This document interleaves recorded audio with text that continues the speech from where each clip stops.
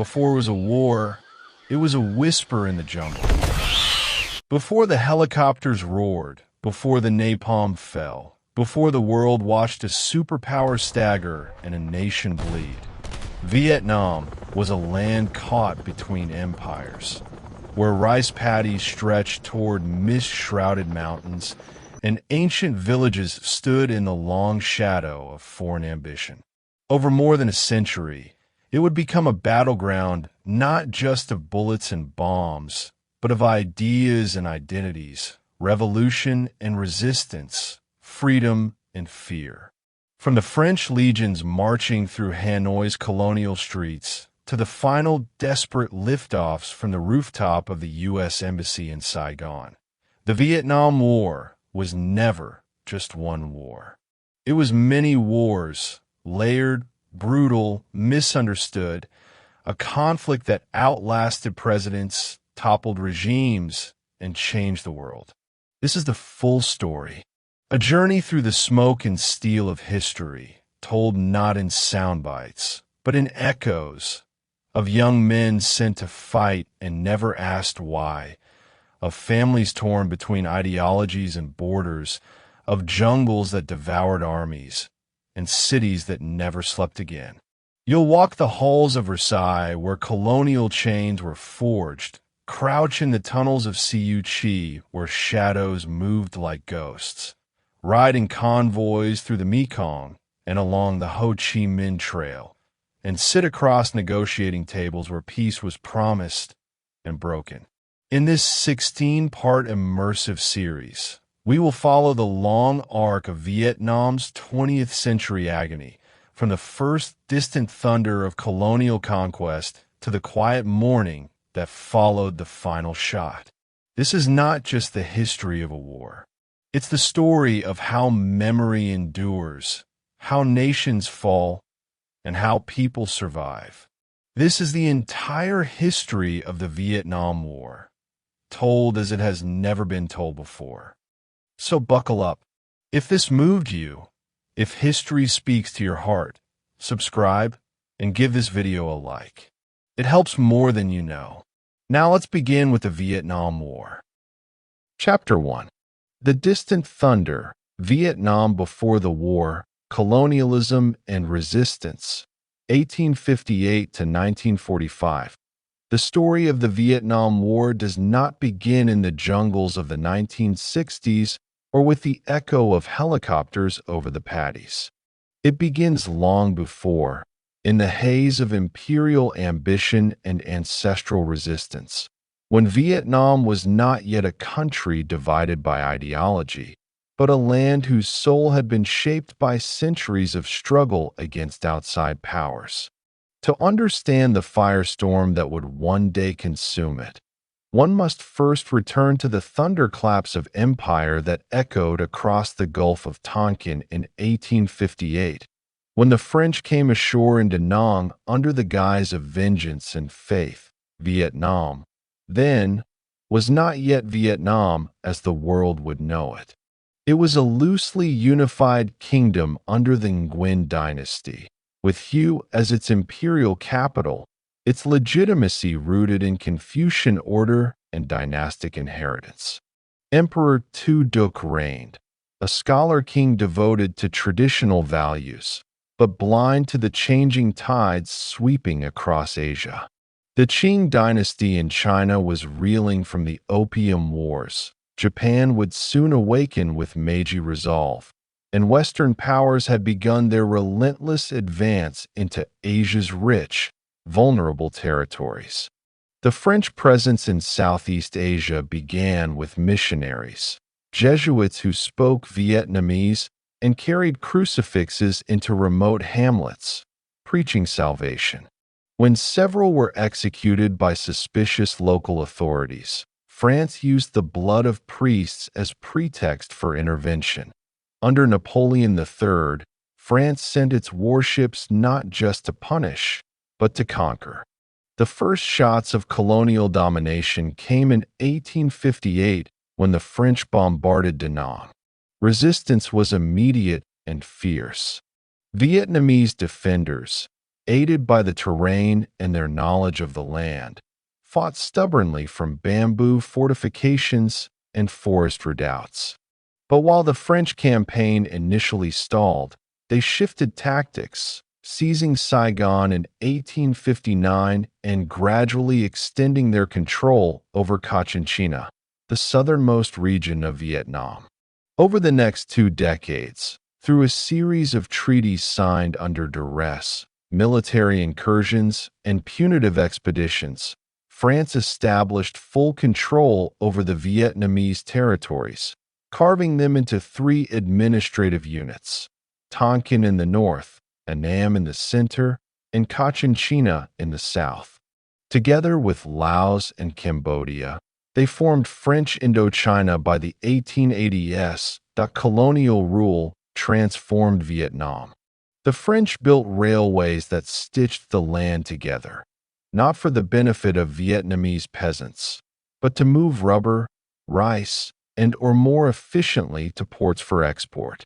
Cities like Hanoi and Saigon were reimagined in European form, complete with grand boulevards, colonial villas, and tramways, becoming showcases of French imperial pride. But beneath this surface of modernization lay a structure of exploitation. Vietnamese land was expropriated and given to French planters. Traditional communal rice fields were transformed into profit-driven plantations. Tens of thousands of Vietnamese peasants were forced to labor in rubber groves, in mines, on infrastructure projects, often in brutal conditions and for meager wages. Taxes rose, corruption thrived, and famine was never far. The French education system, nominally introduced to uplift the population, in fact served to create a narrow elite loyal to colonial authority, while the vast majority remained illiterate and marginalized. But empire always breeds resistance. The Vietnamese did not accept subjugation quietly. In the late 19th century, various resistance movements took shape, blending royalist nostalgia with growing nationalist fervor. The most prominent early voice was Phan Boi Chau, a Confucian scholar turned revolutionary who believed in modernizing Vietnam and shaking off colonial rule. He founded the Reformation Society and sought support abroad, particularly in Japan, which had defeated Russia in 1905 and stood as an Asian model of strength and modernization. Phan Boi Chau envisioned a Vietnam reborn through education, reform, and armed struggle. His writings circulated clandestinely, inspiring a generation of students and patriots. But he was arrested in China by French agents in 1925 and brought back to Vietnam, where he was placed under house arrest. His dream, however, lived on.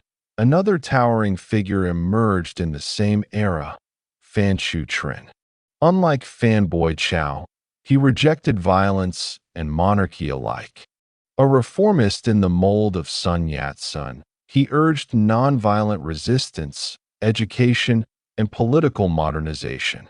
He too was imprisoned, exiled, and suppressed, but his ideas penetrated the growing middle class in urban centers. Both men symbolized the intellectual roots of Vietnamese nationalism, a complex fusion of Confucian heritage, Western liberalism, anti-colonial passion, and modern aspirations. As the 20th century advanced, France tightened its grip even further. Yet its paradoxes became sharper. The French prided themselves on their civilizing mission, and Vietnam became a site of experimentation for imperial modernity. But this modernization was uneven and alienating. Vietnamese were allowed to read French literature, but not to write their own history. They could work as clerks or teachers, but never govern. This produced a fractured colonial subject, educated enough to see the injustice, but powerless to change it. These frustrations fermented in the young minds of students in Hanoi and Hue, where universities became quiet incubators of rebellion. The 1930s were a turning point. Global depression devastated Vietnam's economy, plunging rural areas into poverty and famine. Colonial taxes deepened the suffering. In the midst of this crisis, a new force began to take shape: Marxist revolutionaries. Inspired by the October Revolution in Russia, a group of young radicals began organizing labor strikes, peasant revolts, and underground publications. Their figurehead, still largely unknown, was a man born as Nguyen Sin Cong in Nhan Province, who had traveled the world under many names: Nguyen Tat Ton, Nguyen Ai Quoc, and would one day be known simply as Ho Chi Minh.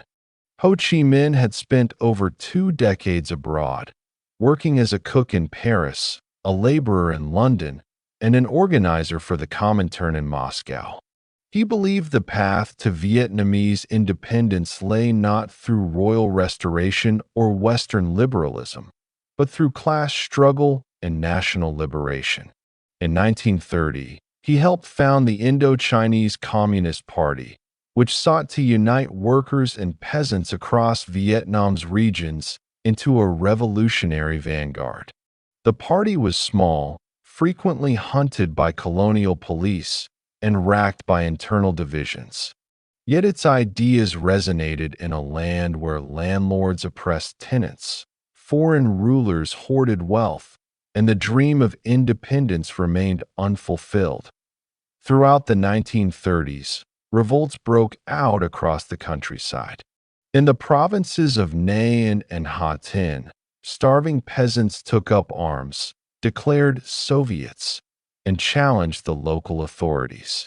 The French responded with overwhelming force: machine guns, arrests, and executions.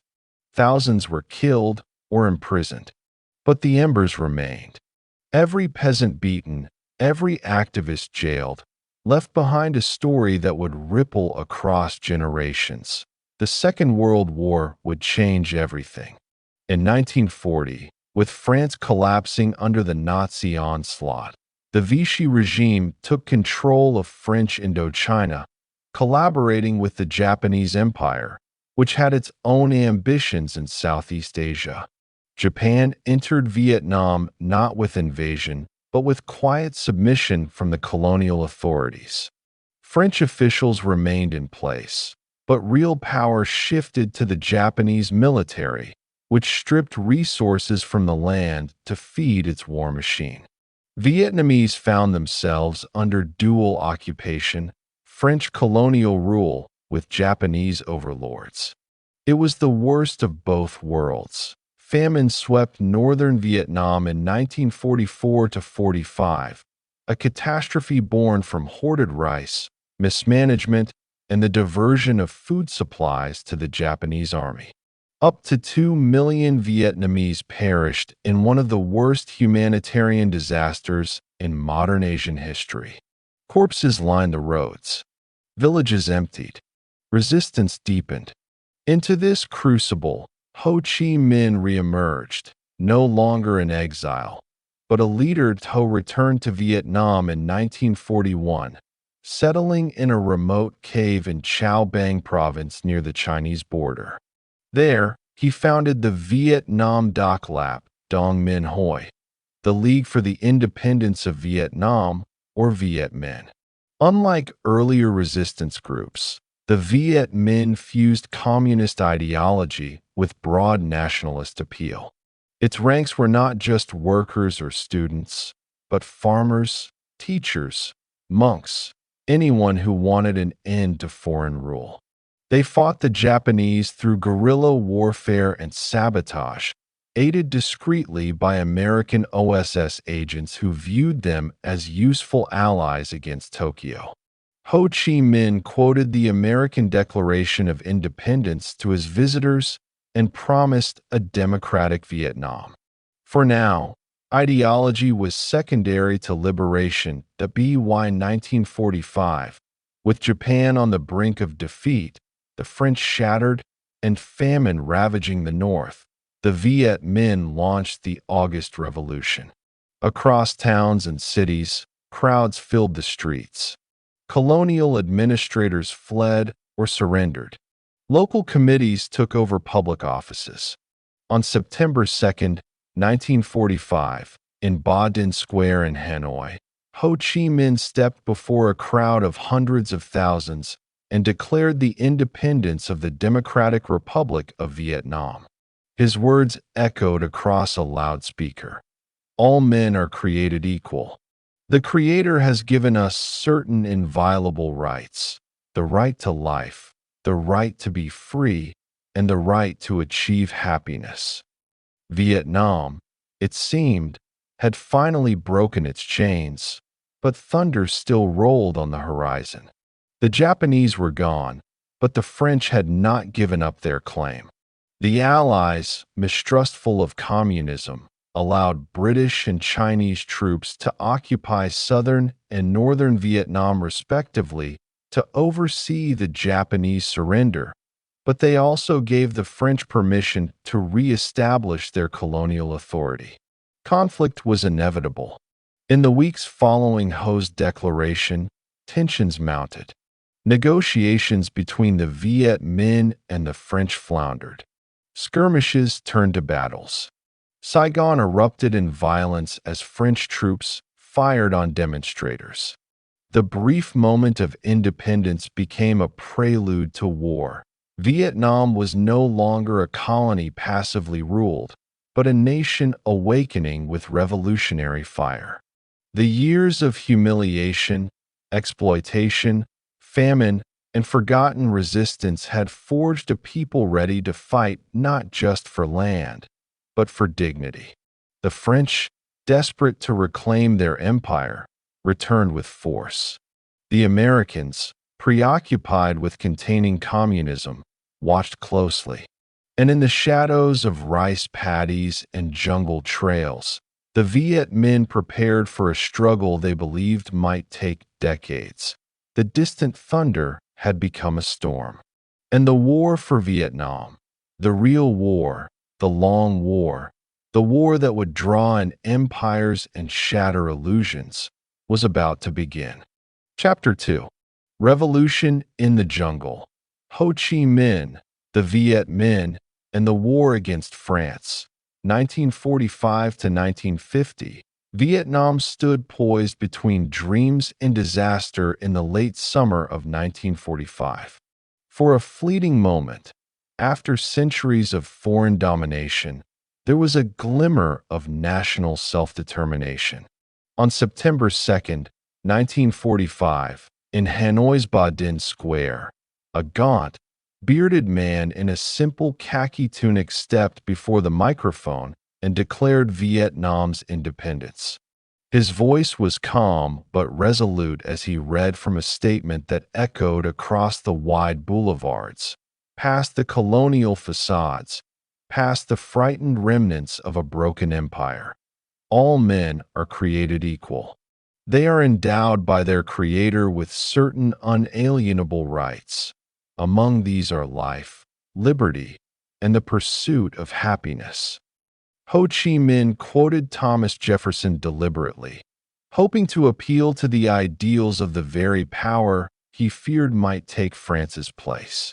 But behind the words stood hard reality. The Japanese were gone, but the French were returning, and the Allies were indifferent to Vietnam's dream of freedom. Within months, the fragile republic would be plunged into the inferno of war, and the revolution that began in the jungle would set the world on edge. The Democratic Republic of Vietnam, proclaimed that day, was not yet a state in any practical sense. Its government was a patchwork of nationalists, communists, and opportunists, hastily assembled in the wake of Japan's surrender. The Viet Minh controlled Hanoi and parts of the north, but Saigon remained contested, and large parts of the countryside were in chaos.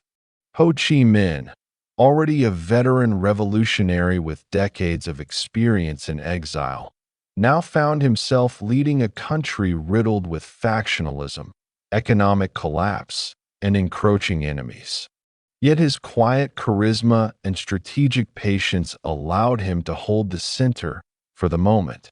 His goal was clear: to achieve Vietnamese independence, if not by diplomacy, then by war. The Allied powers, preoccupied with the aftermath of World War II and with the emerging tensions between East and West, viewed Vietnam not as a nation in its own right, but as a colonial problem to be sorted. In the months following Japan's surrender, Vietnam was divided administratively along the 16th parallel. Chinese nationalist troops under Chiang Kai-shek occupied the north, while British forces arrived in the south to oversee Japanese disarmament. The British, under General Douglas Gracey, made a fateful choice. Rather than treat the Viet Minh as legitimate authorities, they permitted French colonial troops to rearm, often with Japanese assistance, and retake control of Saigon. What followed was an explosion of violence in the south. Riots and gun battles erupted in the streets. French civilians and soldiers, embittered by their humiliation during the war and desperate to reclaim their empire, acted with vengeance. Vietnamese demonstrators were gunned down. French troops bombarded restive neighborhoods. The Viet Minh's southern apparatus, under the command of Tran Van Giao and later others, fought a desperate underground struggle, assassinating collaborators, ambushing convoys, and waging an embryonic guerrilla war. Meanwhile, Ho Chi Minh in the north faced a political dilemma.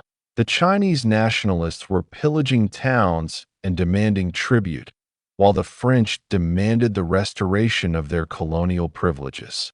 Faced with overwhelming odds, Ho took the long view.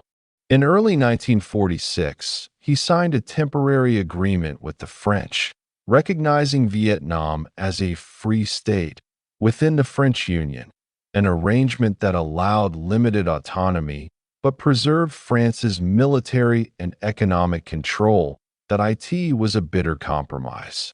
Many of Ho's comrades opposed it, accusing him of capitulation. But Ho understood the necessity of buying time. The Viet Minh had few weapons, no formal army, and no international recognition. China's civil war made Chiang's presence temporary. France, he believed, could be resisted later, but only after consolidating power, organizing the people, and preparing for protracted conflict. So the uneasy peace held briefly.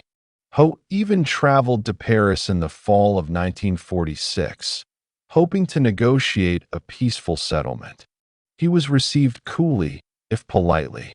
The French government, torn between post-war reconstruction and colonial nostalgia, dithered.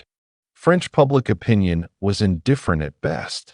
The talks dragged on, and Ho's appeals to French socialists and liberals were drowned out by colonial lobbyists and generals who saw Vietnam as France's rightful possession. It'd be why the time Ho returned to Hanoi, events on the ground were unraveling. French forces had reoccupied much of the country. In Haiphong, a minor skirmish between Viet Minh customs agents and French troops spiraled into catastrophe. On November 23, 1946, French naval vessels opened fire on the port city, unleashing a bombardment that lasted hours. Hundreds, possibly thousands, of Vietnamese civilians were killed. For the Viet Minh, the illusion of compromise was over. Ho issued a final plea for negotiation, but it was ignored. On the night of December 19, 1946, the Viet Minh launched simultaneous attacks on French installations in Hanoi and elsewhere. The First Indochina War had begun. From the outset, it was a war of mismatched forces and clashing visions. The French believed they were reasserting rightful authority over a rebellious colony. The Vietnamese believed they were fighting for their national liberation. The French had tanks, artillery, and air power. The Viet Minh had bicycles, knives, and the jungle. But what the Viet Minh lacked in equipment, they made up for in will. Drawing on Maoist strategy, they adopted a three-stage approach: strategic retreat, protracted guerrilla war, and eventual general offensive. Ho and his generals, most notably the brilliant Vong Nguyen Giap, knew that victory would not come in weeks or months, but years. In the early phase of the war, the Viet Minh melted into the countryside. Hanoi was abandoned. The resistance shifted to the mountains and forests of the Viet Bac region, a rugged redoubt in the north. There, hidden in caves and thickets, the Viet Minh established a provisional capital. Communications were maintained by messengers on foot or bicycle. Arms were smuggled from China or captured from the enemy. Entire villages were mobilized. Children learned how to relay information. Women acted as couriers and combatants. Teachers and poets became political officers. The war became not just a military struggle, but a total mobilization of society. The French, meanwhile, struggled to adapt.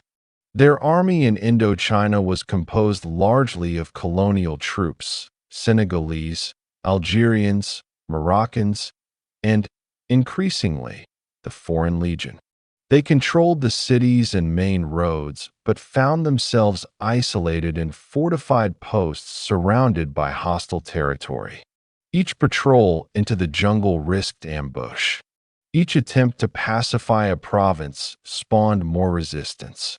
French commanders implemented brutal reprisals, burning villages, executing prisoners, and conducting search and destroy operations. But the harder they pushed, the deeper the Viet Minh's roots grew. The jungle became both shield and sword. Internationally, the winds of the Cold War were beginning to blow. Initially, the United States viewed the conflict as a colonial matter, but that would soon change. In 1949, Mao Zedong's communist forces triumphed in China, transforming Vietnam's northern neighbor into a powerful ally for Ho Chi Minh. Almost overnight, the Viet Minh gained access to a vast arsenal of captured nationalist arms, Chinese advisors, and safe zones across the border. That same year, in the south, France created the State of Vietnam, a nominally independent regime led by the former Emperor Bao Dai. It was an attempt to provide a Vietnamese face to French rule. But Bao Dai, residing in Paris, had little authority and even less popular support. The real contest for Vietnam's soul would not be decided by diplomats in salons, but by soldiers in the MUD.in the following months. The scale and sophistication of the war intensified.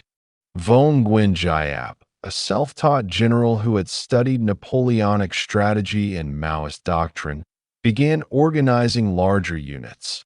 Battalions and regiments trained not just for ambush, but for coordinated assaults.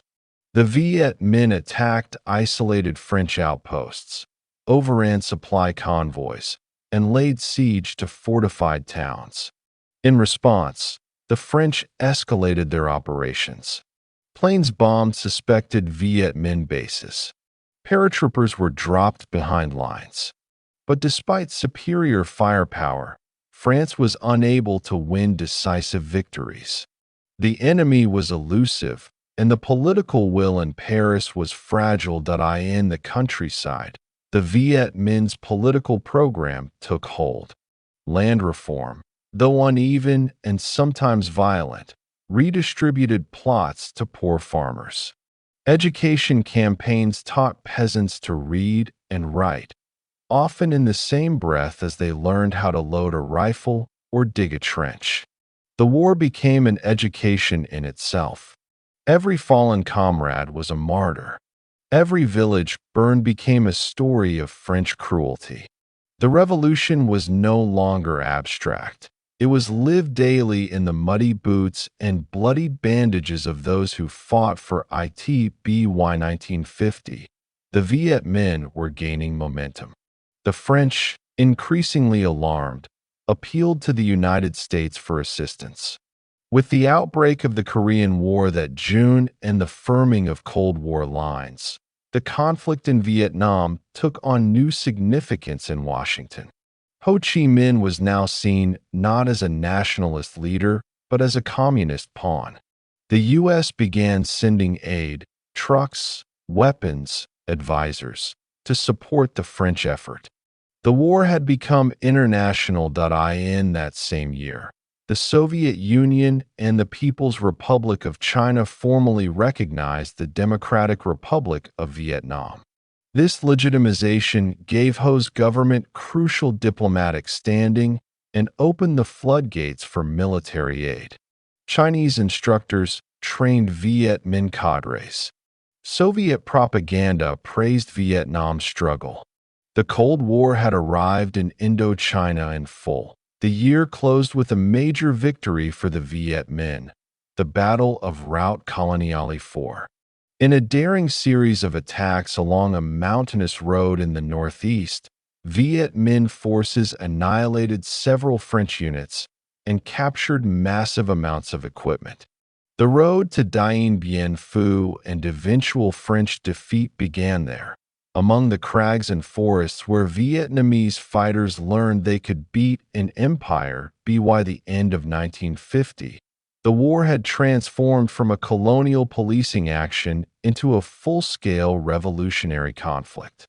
The jungle had become a crucible where ideology, nationalism, and survival fused into something unstoppable. Ho Chi Minh, once in exile scribbling essays in Paris cafes, now presided over a government entrenched in the highlands and recognized by communist powers. Vong Nguyen Giap, once a history teacher, was proving himself a master of asymmetric warfare. And the people of Vietnam, tired, hungry, wounded, continued to fight, not just for independence, but for the right to define their future. France was bleeding, both in treasure and in spirit. The illusion of easy victory had long since evaporated. The Foreign Legion marched deeper into unfamiliar terrain. Commanders spoke of turning points that never materialized. Soldiers drank and died in forgotten outposts. Politicians in Paris debated whether the war was worth continuing, even as American dollars began to shoulder more of the cost. The world was changing, and Vietnam, long a colonial possession spoken of in quiet disdain, was now a battleground in a global confrontation. In the hills, in the rice paddies, in the narrow trails where feet carved paths through elephant grass, the revolution burned hotter. The jungle was no longer distant. It had become the center of the storm, and the war for Vietnam, already a crucible of empires, was only beginning to reveal its fury. Chapter 3. Red versus Blue. The Cold War comes to Indochina, 1950 to 1954. By 1950, the war in Vietnam had grown beyond the borders of a fading colony.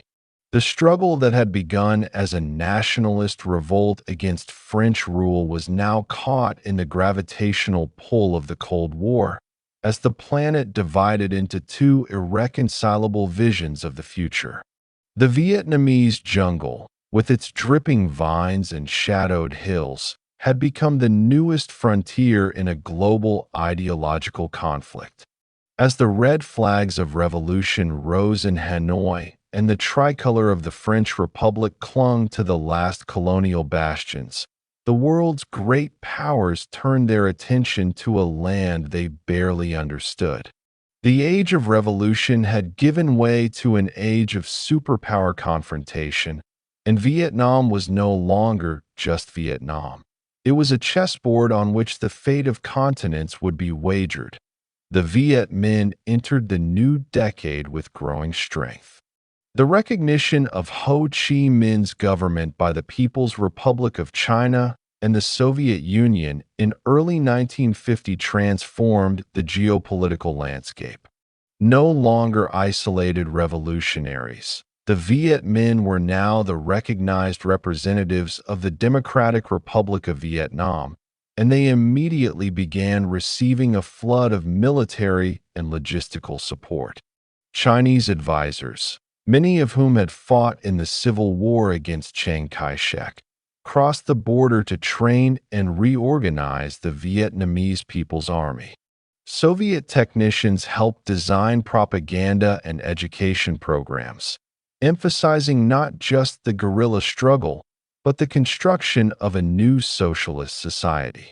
The Viet Minh were remade into a modern, if still unconventional, fighting force, disciplined, politically educated, and ideologically aligned with the rising red tide of communism in Asia. France, by contrast, found itself trapped in an increasingly untenable position.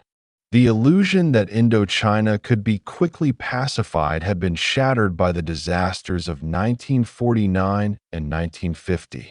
The Viet Minh controlled vast swathes of the countryside in the north, ambushing French columns, capturing weapons, and establishing parallel governments.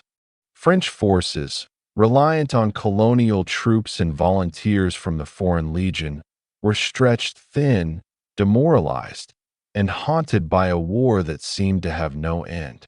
Political support for the war in Paris was tenuous at best, but French prestige, wounded by the fall of France in 1940 and the humiliations of occupation, demanded that the empire not be allowed to slip away without a fight. The price of maintaining that illusion would grow bloodier by the year. Into this stalemate stepped a new actor, the United States of America.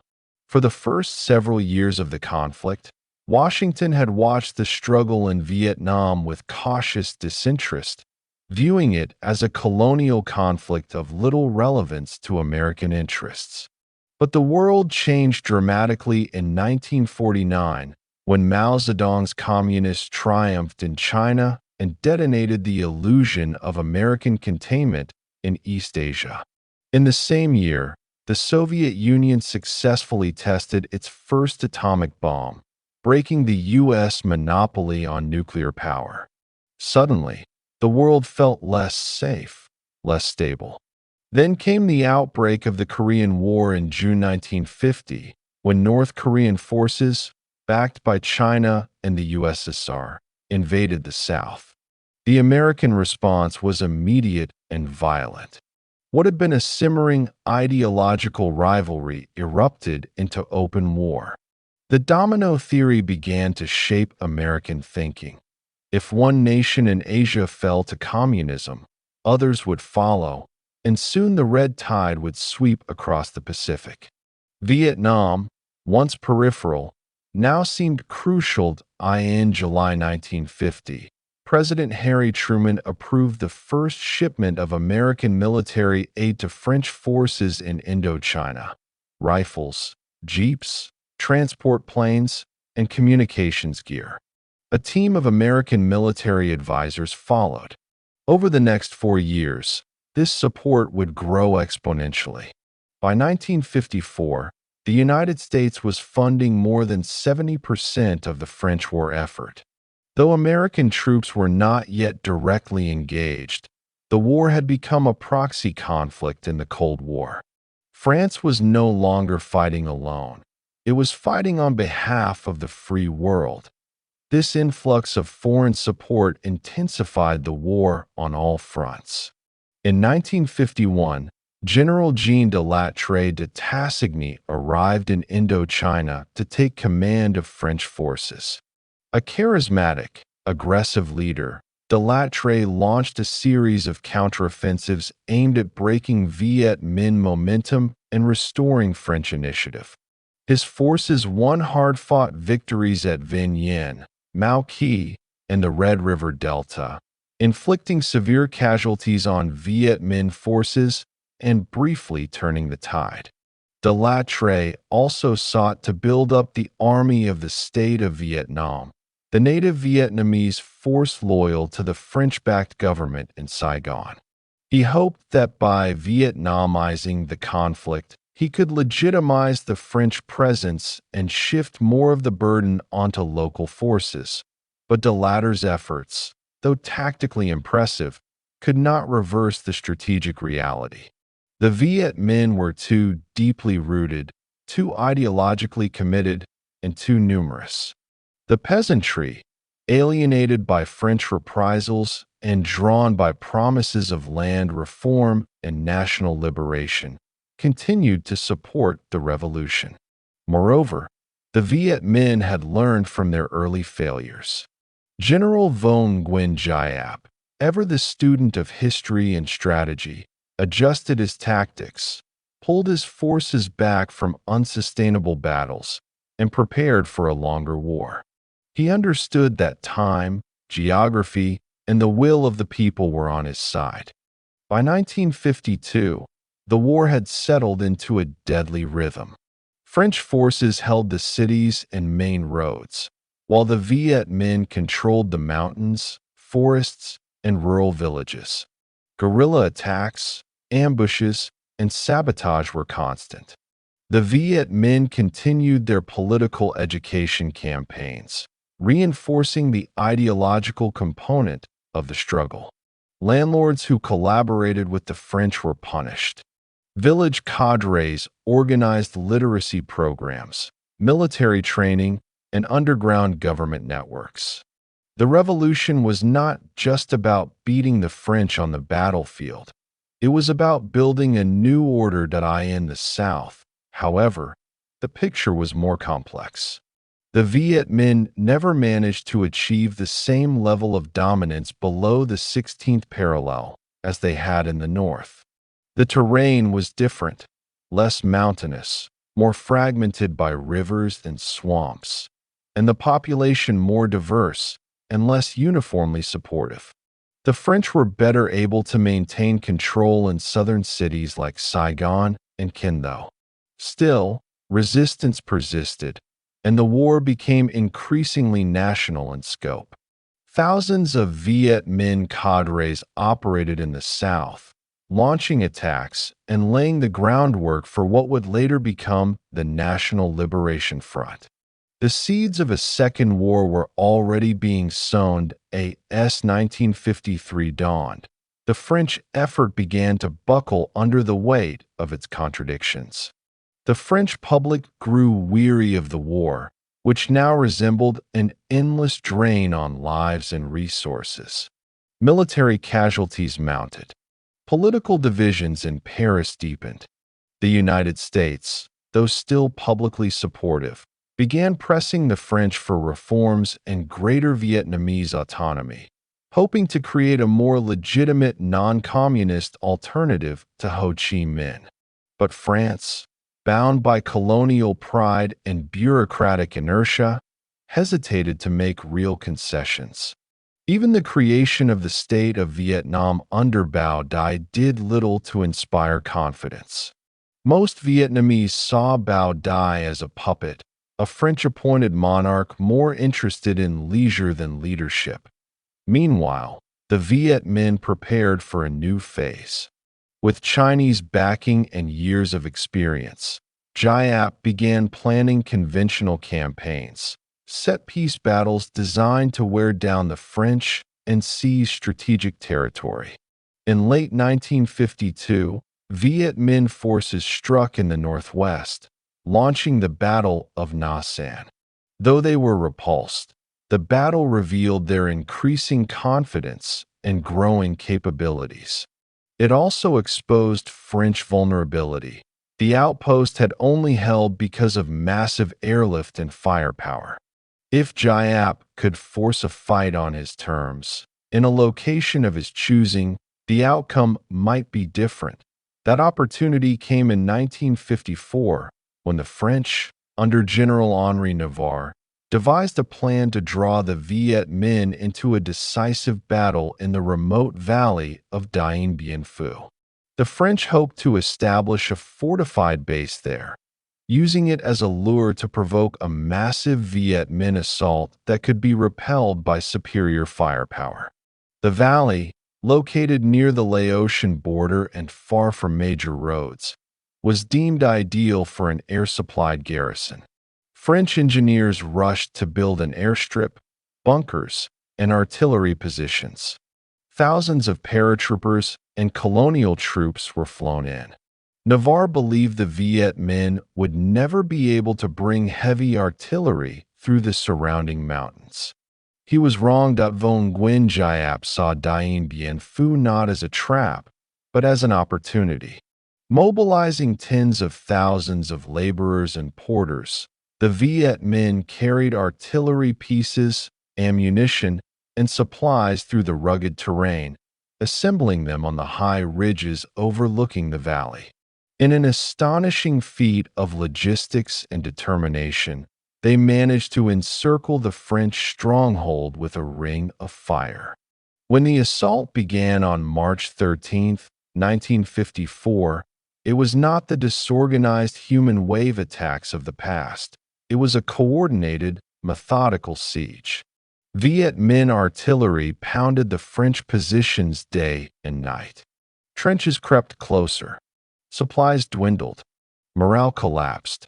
The French garrison, outnumbered and cut off, fought desperately, but the end was inevitable.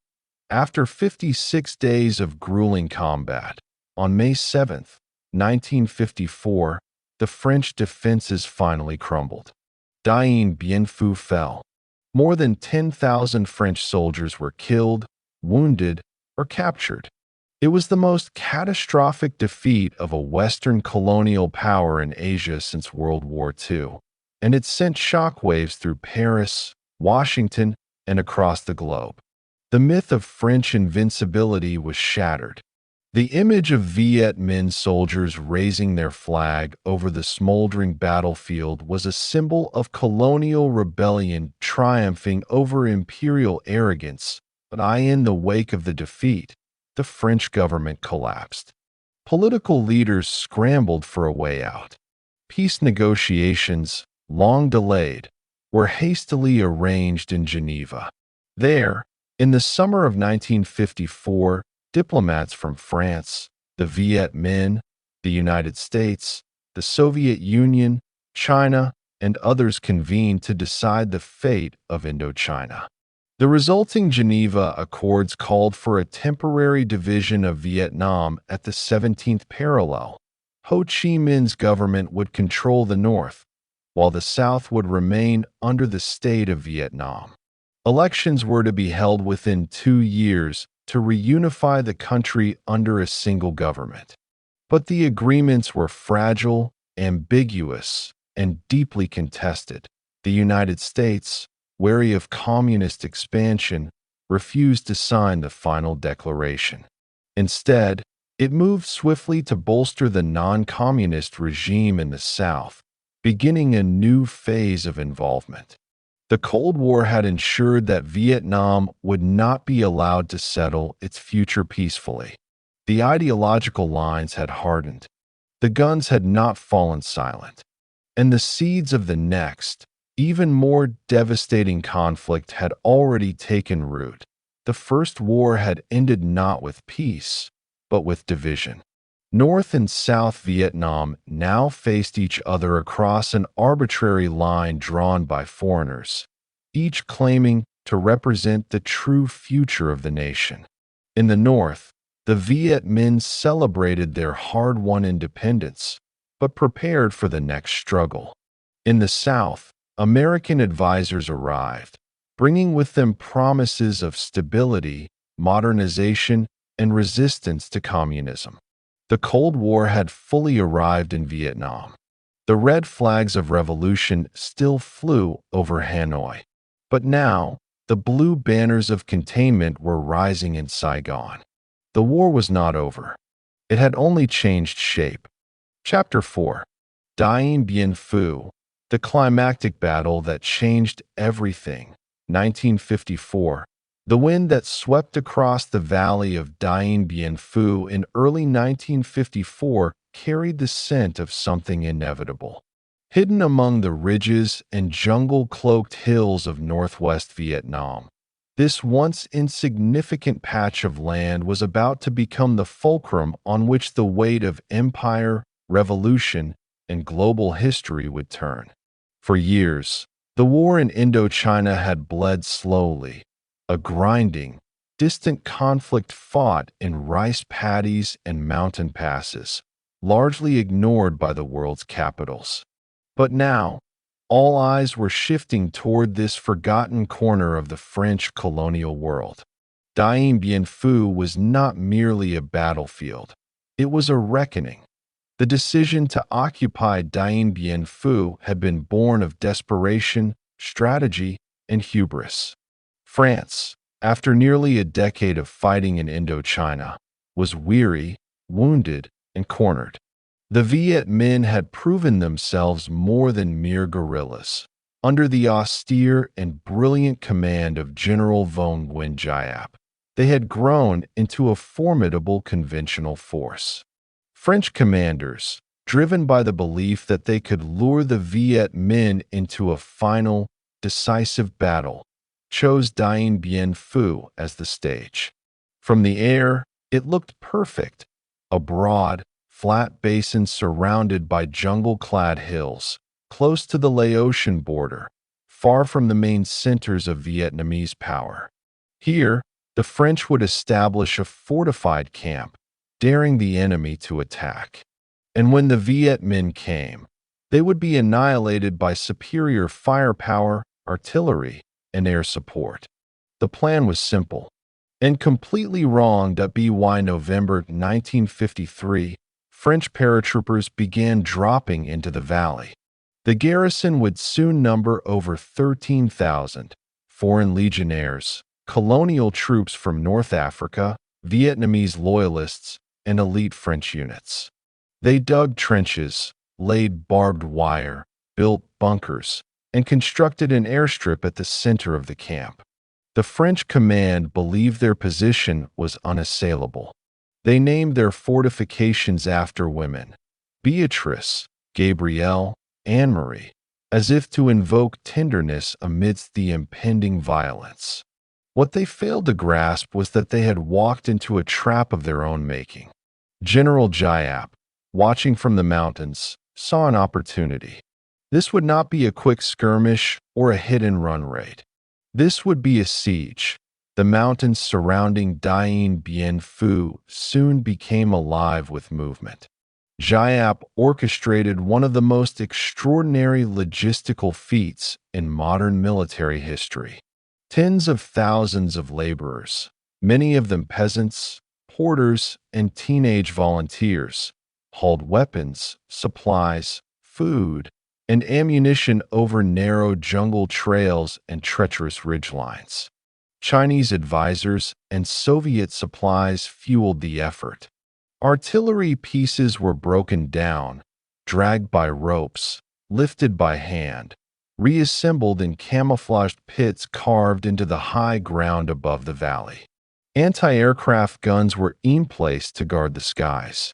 What had seemed impossible became reality. The Viet Minh surrounded the French fortress with a ring of steel, hidden beneath the earth and foliage. By March 1954, the trap had been sprung. On the evening of March 13th, the thunder of artillery shattered the silence as the Viet Minh opened fire on Strongpoint Beatrice. The assault came in waves, human shadows charging through the darkness, covered by mortars and heavy guns. Within hours, Beatrice was overwhelmed. Its defenders were either killed, captured, or driven back. The French were stunned. They had not expected such precision, such ferocity. By dawn, it was clear this would not be a swift engagement. It would be a siege of attrition. In Paris, panic set in. At first, the military leadership clung to optimism. The garrison at Dien Bien Phu, they claimed, was well supplied, well led, and supported by air power.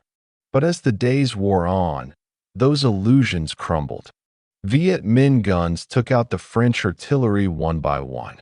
The airstrip became unusable under withering fire, reducing resupply to parachute drops that often missed their targets or fell into enemy hands. Medical supplies dwindled. Rations spoiled. The tropical heat and monsoon rains turned trenches into swamps and bunkers into tombs. Wounded soldiers lay groaning in makeshift field hospitals overrun by rats and flies. Morale began to rot like the jungle itself. General Christian de Castries, commander of the French garrison, tried to hold the lines. He had once been a cavalryman, bred in the traditions of elite military pride, but now found himself buried under the mud and blood of an unwinnable war. Communications with Hanoi became desperate. Reinforcements could not reach them. Pilots flew perilous missions to drop supplies, often shot down or blown apart by flak. The Viet Minh trenches crept closer day by day, as Giap pursued a slow, methodical strategy. His men advanced yard by yard, building zigzagging communication trenches, fortified assault points, and underground bunkers to protect against counterattack. The French watched helplessly as the noose tightened. The psychological toll was immense. French officers reported increasing numbers of suicides, mental breakdowns, and desertions among colonial troops. Supplies of morphine ran out. Paratroopers sent in during the early stages of the siege often found themselves wounded or dead within hours. De Castries, effectively trapped in an underground bunker, issued orders that often bore little relation to the chaos on the surface.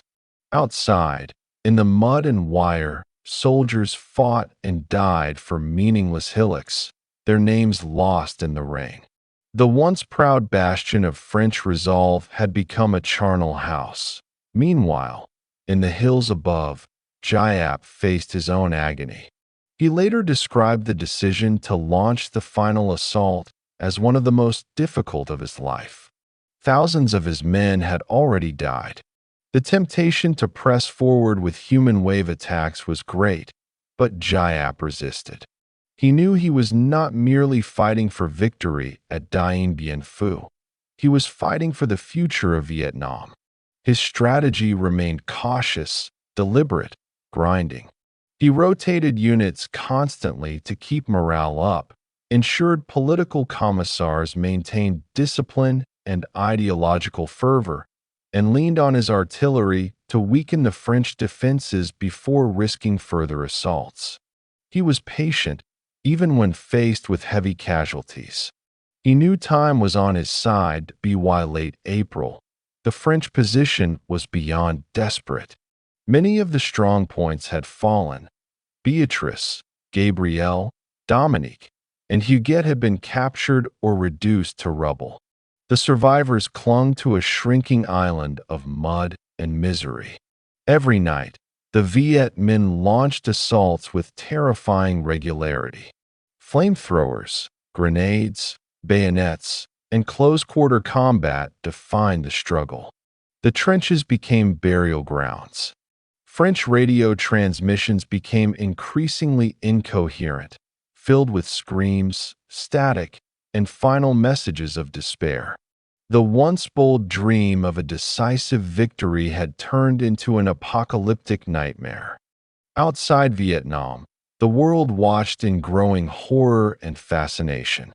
In Washington, the Eisenhower administration debated intervention. Some proposed Operation Vulture, a plan for U.S. airstrikes, even nuclear weapons, to rescue the French. But public and congressional support was weak, and Britain refused to join such a venture. Eisenhower ultimately declined. The French would fight alone. Even as American aircraft continued to drop supplies, it was clear that Washington was already beginning to think beyond the French.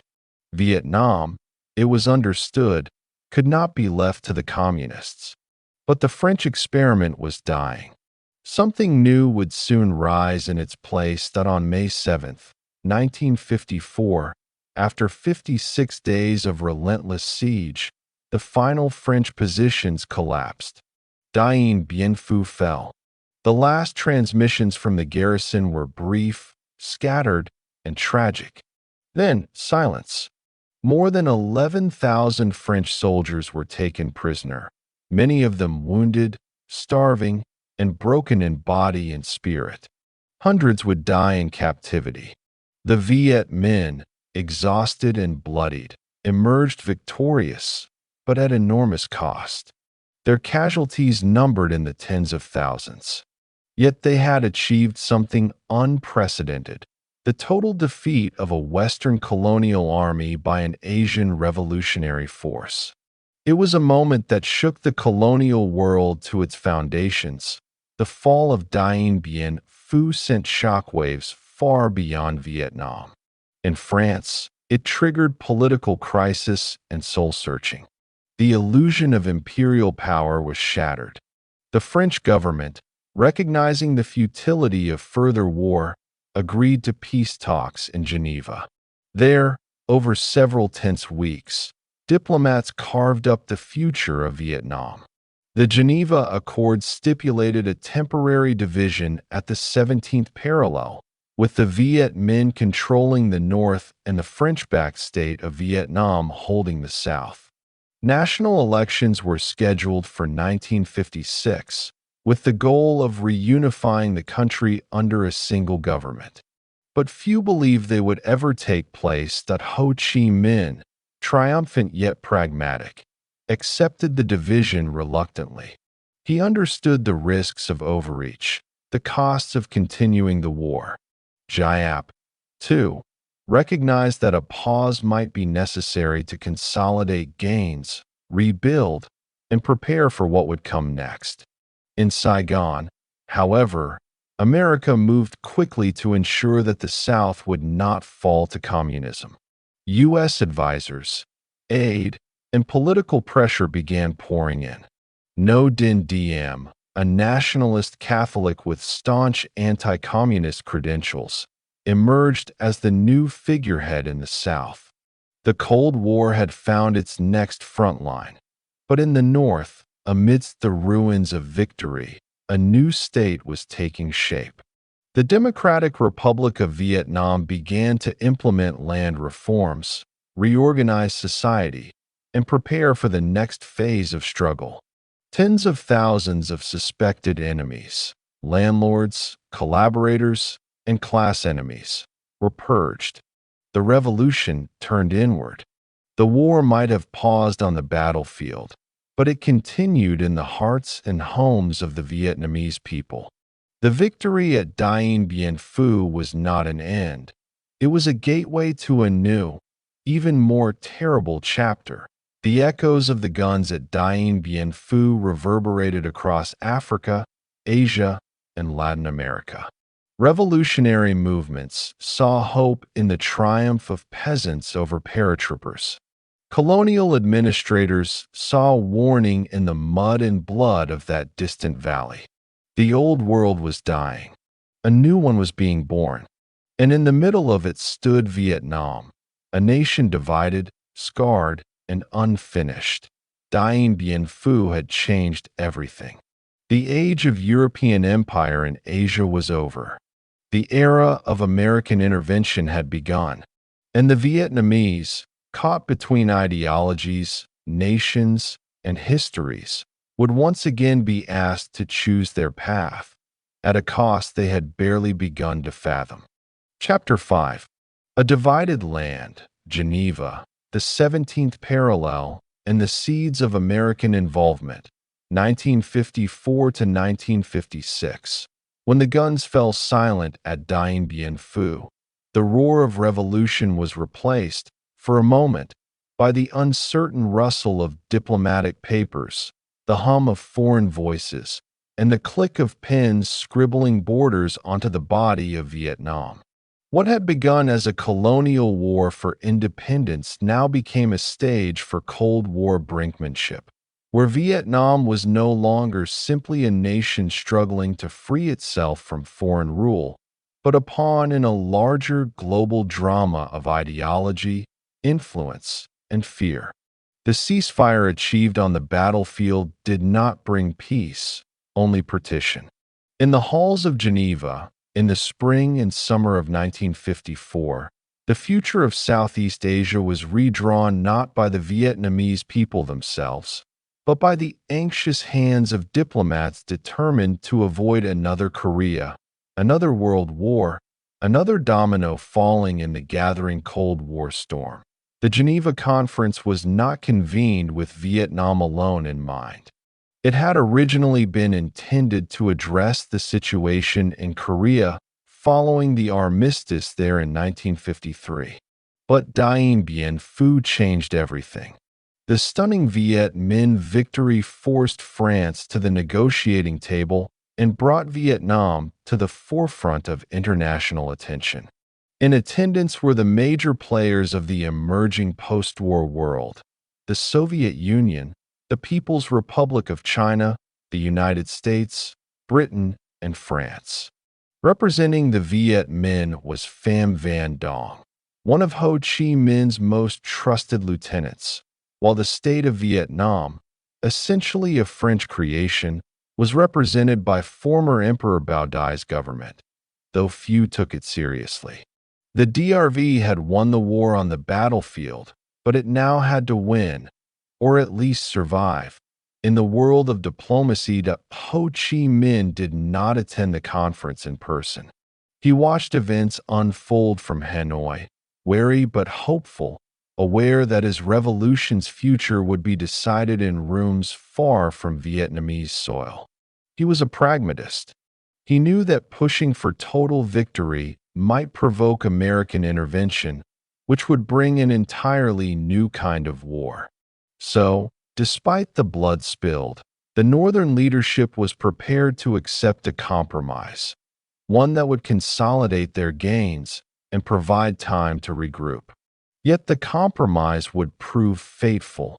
The Americans, for their part, approached Geneva with reluctance and suspicion.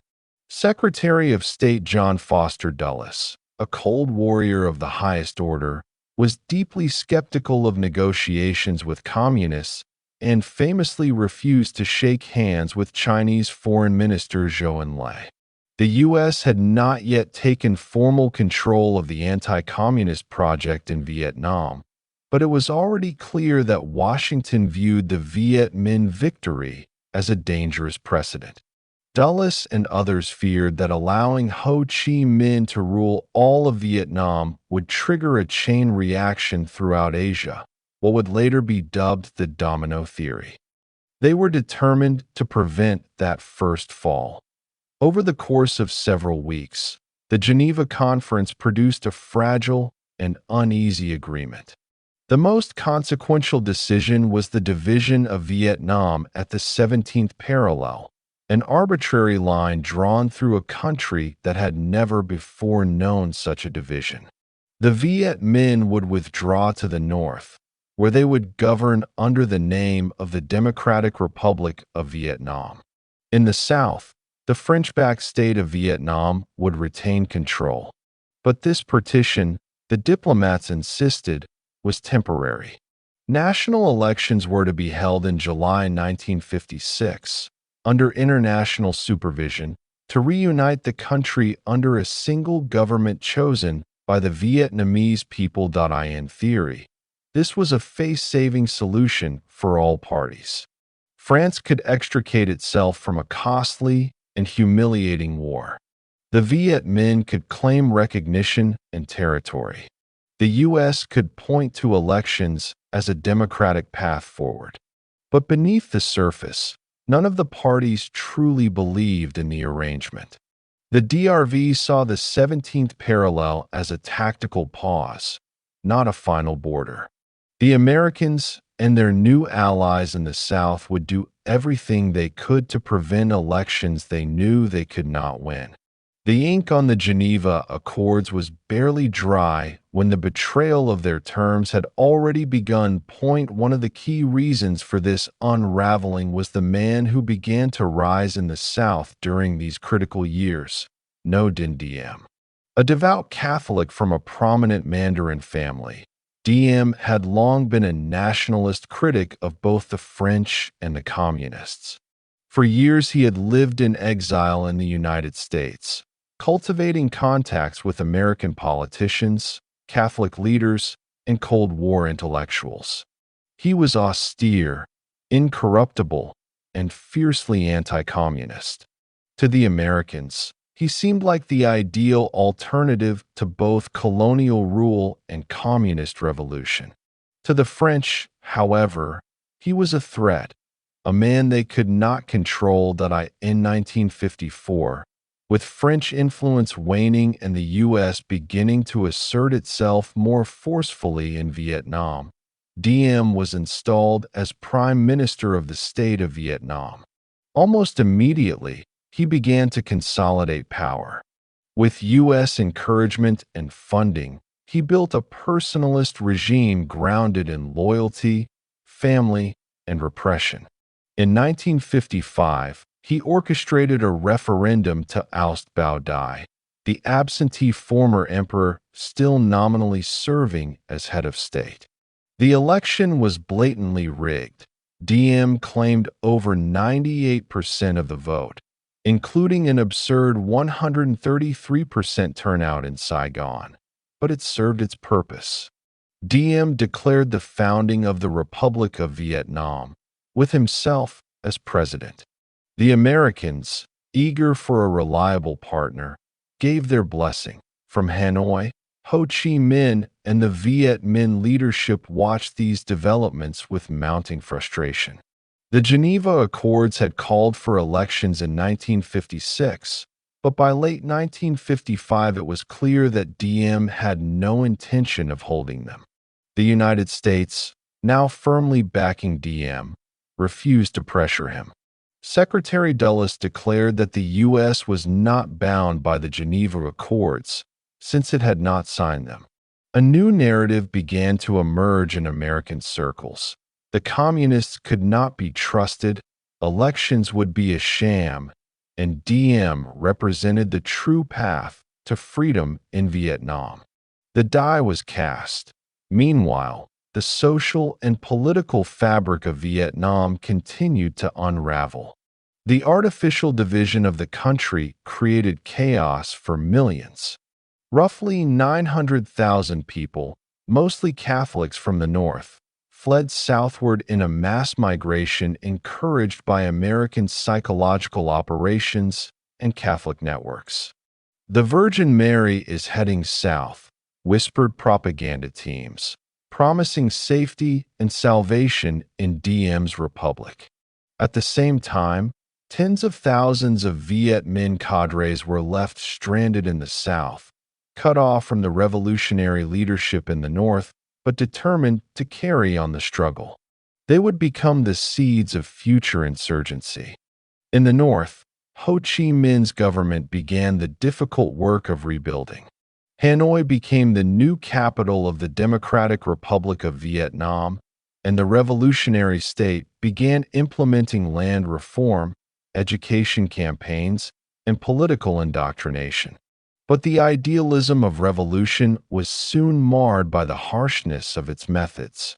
The land reform program, designed to redistribute wealth from landlords to peasants, quickly degenerated into a campaign of violence, show trials, and purges. Thousands were executed.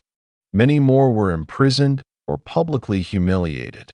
The brutality shocked even some within the party, and by 1956 Ho Chi Minh himself was forced to admit mistakes and scale back the campaign. But the message was clear. The North was now firmly in the grip of the Communist Party, and opposition would not be tolerated in the South. Diem embarked on his own version of nation-building. one equally rigid and repressive. He outlawed political parties, suppressed dissent, and surrounded himself with loyal family members, particularly his brother No Dinh Nhu and Nhu's wife, the infamous Madame Nhu. The regime cultivated an image of order and moral purity, grounded in Catholicism and nationalism. But beneath the surface, corruption festered and resentment grew. Diem's favoritism toward Catholics alienated the Buddhist majority. His autocratic style alienated even his supposed allies. And most critically, his refusal to implement reforms, combined with his ruthless persecution of former Viet Minh sympathizers, began to drive the countryside toward rebellion. By late 1956, it was clear that the temporary division of Vietnam had become permanent. The elections mandated by the Geneva Accords were quietly abandoned. Diem, backed by American dollars and advisors, ruled Saigon as a Cold War bulwark. In Washington, the Eisenhower administration increasingly viewed Vietnam not as a former colony, but as a front in the global struggle against communism. Aid poured in, military, economic, and political. U.S. advisors began training the South Vietnamese Army. American influence spread through ministries, military bases, and the palace walls. The transition from French colonialism to American patronage was now complete, yet the seeds of future conflict were already germinating in the soil of both halves of the country. In the North, the Communist Party laid plans for eventual reunification, not through elections, but through revolutionary struggle. In the South, resentment against Diem's regime grew, especially in rural areas where repression and neglect were most acute. Former Viet Minh cadres went underground. Networks of resistance began to reemerge. In the countryside, whispers of revolution stirred once more. The years 1954 to 1956 were, in many ways, the quiet before the storm, a period of fragile peace, broken promises, and competing dreams. The Vietnamese people, having endured nearly a century of colonial domination and nearly a decade of war, now found themselves caught between two rival states, two foreign patrons, and two irreconcilable visions for the future. The Geneva Accords had been meant to provide a path to peace and unity. Instead, they created the conditions for the next, even more catastrophic chapter of the conflict. What was lost in these years was more than just diplomatic credibility or political opportunity. What was lost was the chance to prevent the war that was to come, the war that would consume villages, cities, and generations, the war that would drag the United States into the heart of Southeast Asia, the war that would scar the global consciousness for decades. By 1956, the fuse was lit, the actors were in place, and the illusion of peace had already begun to fade. Vietnam was now a nation divided not just by geography, but by ideology, history, and blood. And somewhere in the Mekong Delta, in the highlands of Pleiku, and in the mountains of Quang Ngai, the first murmurs of insurgency were beginning to stir, soft as the rustle of jungle leaves, distant as a drumbeat on the horizon. The war was not over. It had only just begun. Chapter 6. The Road to Saigon, No Dinh Diem, Nation Building, and the Coming Storm, 1956 to 1960. By 1956, No Dinh Diem stood atop a fragile new republic, one carved from the old colonial skeleton of French Indochina, shaped by Cold War urgency, and buoyed by the hopes of American strategists who believed that Vietnam could be molded into a bastion of anti-communist democracy. But beneath the whitewashed walls of Saigon's presidential palace, behind the disciplined smile of Diem, and the iron grip of his family, the Republic of Vietnam was already cracking. The road to Saigon was paved with contradictions, a state born in defiance of communism, yet haunted by its revolutionary past, a government that preached order and modernity, yet clung to feudal loyalty and religious favoritism, a leader who claimed legitimacy through popular mandate, yet ruled through fear, force, and deception. These were the years when the storm began to gather, not with firestorms or air raids, but with arrests, whispered plots, falling leaves, and the slow spread of insurgency. After refusing to participate in the reunification elections promised in the Geneva Accords, Diem doubled down on building his own state in the South. He declared himself the only legitimate leader of a sovereign Vietnam, dismissing Ho Chi Minh and the North Vietnamese government as illegitimate usurpers. The American government, eager to stem the tide of communism in Asia after the loss of China and the costly stalemate in Korea, threw its full weight behind him. Between 1955 and 1960, the United States provided hundreds of millions of dollars in aid, dispatched thousands of military and civilian advisors, and reshaped Saigon's political landscape into an outpost of American influence. Diem was hailed in Washington as a brave and incorruptible patriot, a model Asian leader in the mold of Chiang Kai-shek and Syngman Rhee. To the outside world, South Vietnam was a newborn democracy, but to many of its own people, it was something else entirely. Diem's regime was personalist in the extreme. Though styled a republic, it was in truth a dynastic family operation, tightly controlled by Diem and his trusted inner circle, especially his younger brother Ngo Dinh Nhu, who wielded enormous influence as head of the secret police and political apparatus. Madame Nhu, Nhu's wife, played a key role as the de facto First Lady, projecting an image of modern elegance while behind the scenes cracking down mercilessly on perceived threats to the regime. Diem ruled with an austere sense of destiny, cloaked in Catholicism, Confucianism, and a belief in his own divine mission.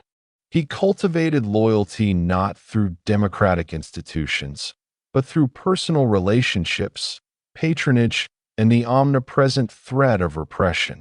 The Diem regime targeted not only communists, but anyone who questioned its authority.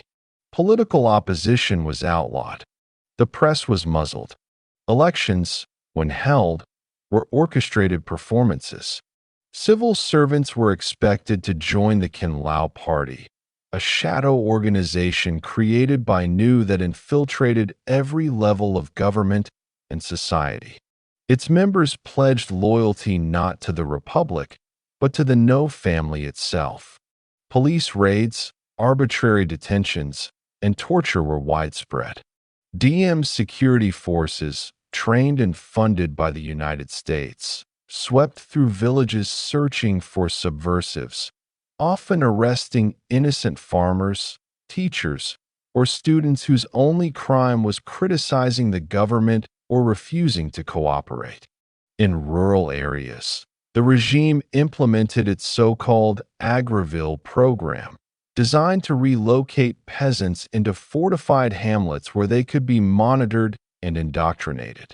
But this dislocation bred resentment. Villagers, forced to abandon ancestral lands and traditions, began to turn against the state that claimed to protect them. Religious divisions added another layer of tension. Diem, a devout Catholic in a predominantly Buddhist nation, surrounded himself with fellow Catholics and showered them with favoritism, preferential treatment in land distribution, military promotions, and government appointments. Catholic churches flew the Vatican flag above the national one. Buddhist processions were banned, while Catholic ones were paraded openly. Entire regions of the countryside, long loyal to Buddhist traditions, began to seethe under the weight of this discrimination. Diem's conflation of faith, nationalism, and power alienated not only the majority of the population, but also many among the elite and officer corps. Yet in Saigon, Diem was still viewed by his American patrons as the best hope for stability, and criticism was brushed aside. While Diem focused on consolidating power, the seeds of resistance were already taking root across the South. After the Geneva partition, an estimated 10,000 Viet Minh cadres had gone underground rather than flee north. Many had laid low, awaiting orders. But as Diem's repression intensified, as land reform failed and police crackdowns escalated, those dormant networks began to awaken. In remote provinces like Quang Nai and the Mekong Delta, Viet Minh veterans began to rebuild cells, stockpile weapons, and form alliances with peasants disillusioned by the Saigon regime. At first, their actions were small: harassment of officials, theft of arms, propaganda leaflets. But the message was clear. The revolution had not ended in 1954. It had only gone underground. In Hanoi, Ho Chi Minh and the North Vietnamese Politburo watched the South closely. Officially, the DRV maintained a policy of peaceful reunification. But privately, the leadership grew increasingly convinced that Diem would never agree to elections or compromise. The question was not whether to support a Southern insurgency, but when and how. By 1959, the decision was made. The Lao Dong Party authorized a return to armed struggle in the South. A new organization was formed, the People's Liberation Armed Forces. And in the rice paddies and jungles of the South, a new name began to circulate among village whispers and military reports: Viet Cong, a derogatory contraction of Vietnamese communist, soon adopted by the insurgents themselves as a badge of honor. The Viet Cong operated with a mix of political persuasion and guerrilla warfare. Their presence spread like smoke, hard to track, harder to extinguish. In villages, they infiltrated hamlets by night, holding indoctrination sessions, redistributing land, and carrying out targeted assassinations of corrupt officials. Their tactics were brutally effective. Government representatives who ventured too far from strongholds often disappeared, their bodies found days later, riddled with bullets or bearing signs of torture. Diem responded with increased repression, but his heavy-handed approach only fueled the rebellion. By 1960, an estimated 4,000 South Vietnamese officials had been killed or wounded by insurgents. The countryside was slipping from Saigon's grasp. The United States, meanwhile, faced a dilemma. Diem was their man, but he was also increasingly erratic, isolated, and unpopular. American advisors on the ground sent reports warning of the regime's unpopularity, its inability to win rural hearts and minds, and its tendency to treat all dissent as treason. Yet Washington's Cold War logic remained rigid. Communism had to be contained. If Diem fell, chaos might ensue. So the Americans doubled down: more aid, more advisors, more equipment. In 1957, Vice President Richard Nixon visited Saigon and declared that Diem was the Churchill of Asia. A year later, Diem was invited to Washington and paraded through American cities as a heroic statesman. Behind closed doors, however, U.S. officials were already debating how to manage their increasingly autocratic ally. The same year Diem toured the U.S., a new crisis began to unfold in neighboring Laos. Communist insurgents, backed by North Vietnam and China, were gaining ground. The Pathet Lao posed a growing threat to the fragile pro-Western coalition in Vientiane. To American strategists, the fates of Laos and Vietnam were intertwined. A communist victory in one would threaten the other. The domino theory loomed large, and the sense of urgency in Washington deepened. By 1960, the United States had over 900 military advisors in Vietnam under the auspices of the Military Assistance Advisory Group, MAG. They trained the Army of the Republic of Vietnam, ARVN, equipped it with American weapons, and helped coordinate counterinsurgency operations. Yet the ARVN remained poorly led, riddled with corruption, and disconnected from the population it was meant to protect. And on New Year's Day in 1960, the Viet Cong launched coordinated attacks across multiple provinces in the south, marking a significant escalation in the insurgency. That same year, on December 20th, the National Liberation Front, NLF, was formally established in the jungles of Tay Ninh province. Though officially a broad nationalist front, it was controlled by Hanoi and served as the political wing of the Viet Cong. Its charter declared the goal of overthrowing the Diem regime and establishing a democratic coalition government. But beneath the rhetoric lay the quiet hand of the North. The insurgency was no longer just a grassroots resistance. It was now part of a coordinated, state-sponsored campaign to reunify Vietnam under communist rule. In Saigon, Diem responded with renewed repression. His security forces arrested thousands suspected of NLF sympathies. Torture centers operated openly. Entire villages were relocated or destroyed. Yet for all the state's brutality, the NLF continued to grow, drawing strength from the very conditions Diem had created. American officials were beginning to see the writing on the wall, but the Cold War calculus still pointed to unwavering support. President Eisenhower, in the final months of his administration, issued a grim warning to his successor. If Laos falls, so will Vietnam. And if Vietnam falls, the rest of Southeast Asia will go with it. The storm had not yet reached full fury, but thunder was rolling across the land. By the end of 1960, the Republic of Vietnam was a nation in crisis. Its cities glittered with aid, money, and promises, while its countryside burned with rebellion and despair. Diem remained defiant, cloaked in the illusion of order, surrounded by loyalists, and buoyed by American backing. But his grip was slipping. The Viet Cong had become a permanent shadow across the provinces. The North was committed to reunification by force. And in Washington, a new president, young, ambitious, and eager to prove American resolve, was preparing to take office. The storm that would define the decade was on the horizon. It would come not just with napalm and helicopters, but with lies, illusions, and irreconcilable dreams.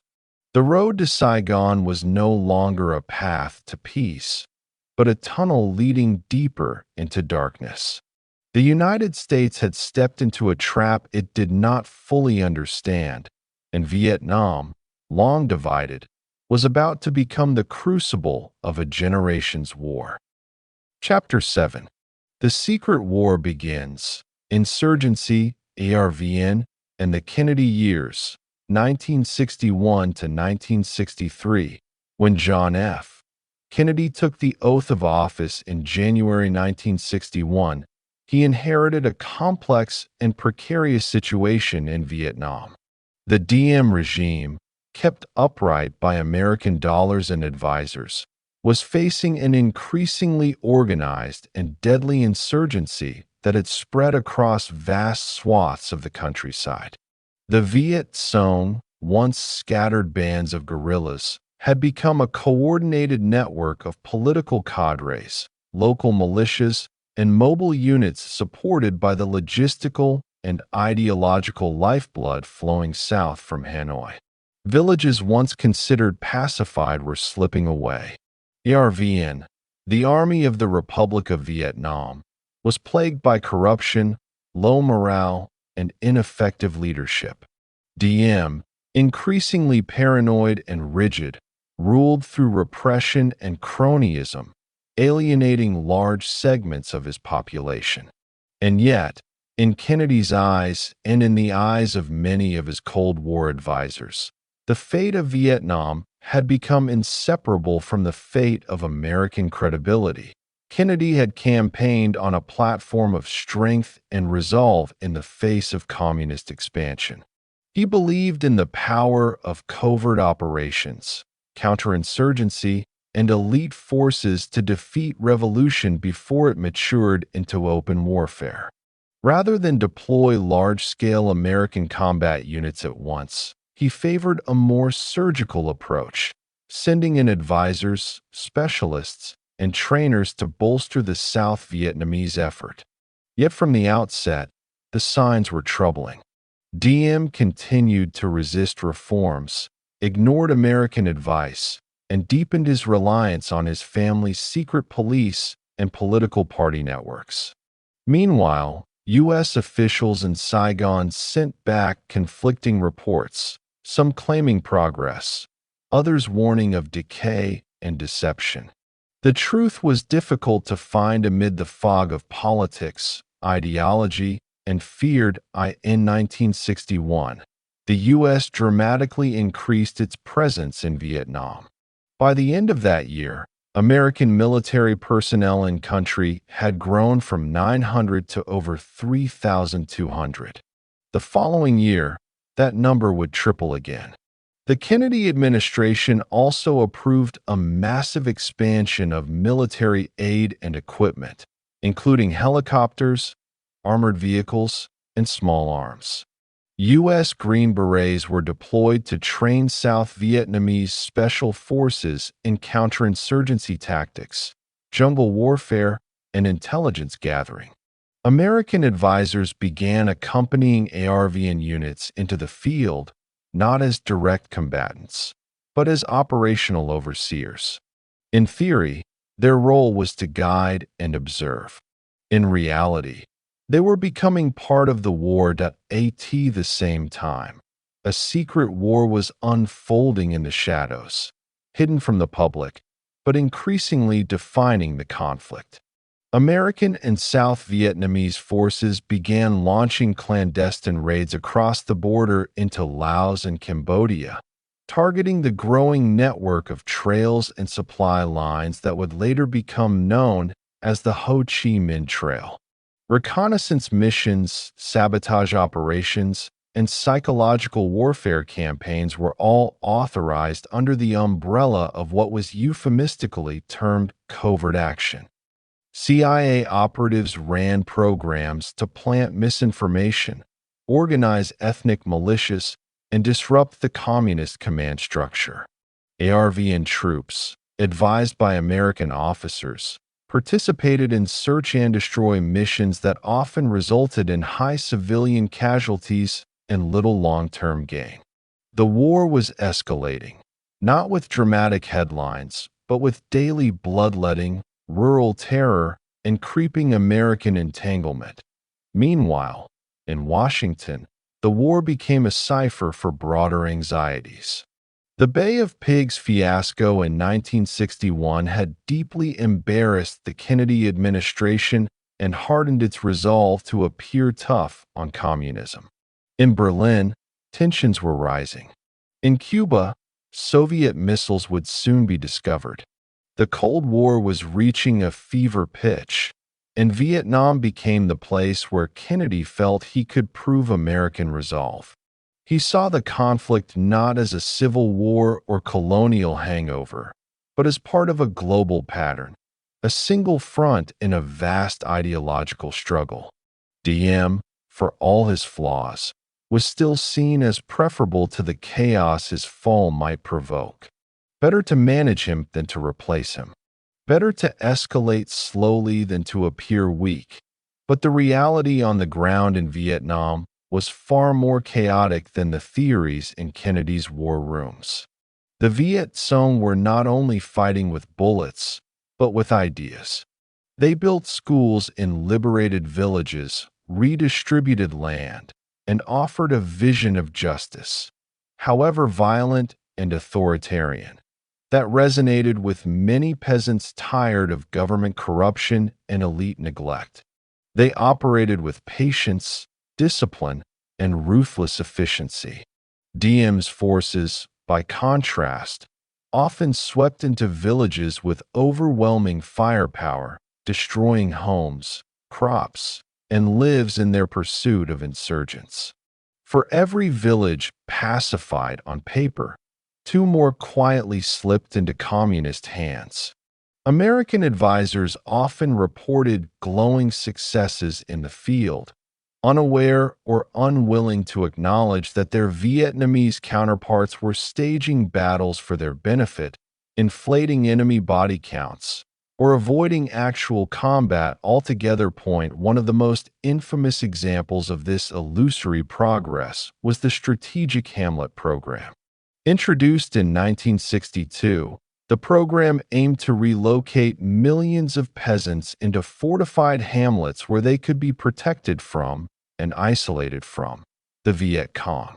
In theory, it was a classic counterinsurgency tactic: secure the population, deny the enemy access, and build loyalty through governance and services. In practice, it was a disaster. Villages were hastily constructed with little local input. Families were uprooted from ancestral lands, their homes burned, their traditions disrupted. Corruption siphoned off aid money, and poorly trained militias offered little protection. Instead of turning peasants against the Viet Cong, the program often pushed them toward the insurgency. Many of the hamlets fell under communist control within weeks of being established. Despite these failures, official reports to Washington remained optimistic. Diem's regime, while flawed, was said to be improving. The ARVN, while uneven, was gaining experience. The insurgency, while dangerous, was containable. Kennedy himself remained cautiously hopeful, but deeply aware of the limits of American power. He rejected calls from some military advisors for the deployment of American combat troops, believing such a move would backfire politically and strategically. Yet he authorized every other form of escalation short of that. By the end of 1962, over 11,000 American military personnel were operating in Vietnam. The war had ceased to be an internal Vietnamese affair. It was now an American war in everything but name. Inside South Vietnam, the political climate was deteriorating. Diem's repression intensified as his regime came under greater pressure.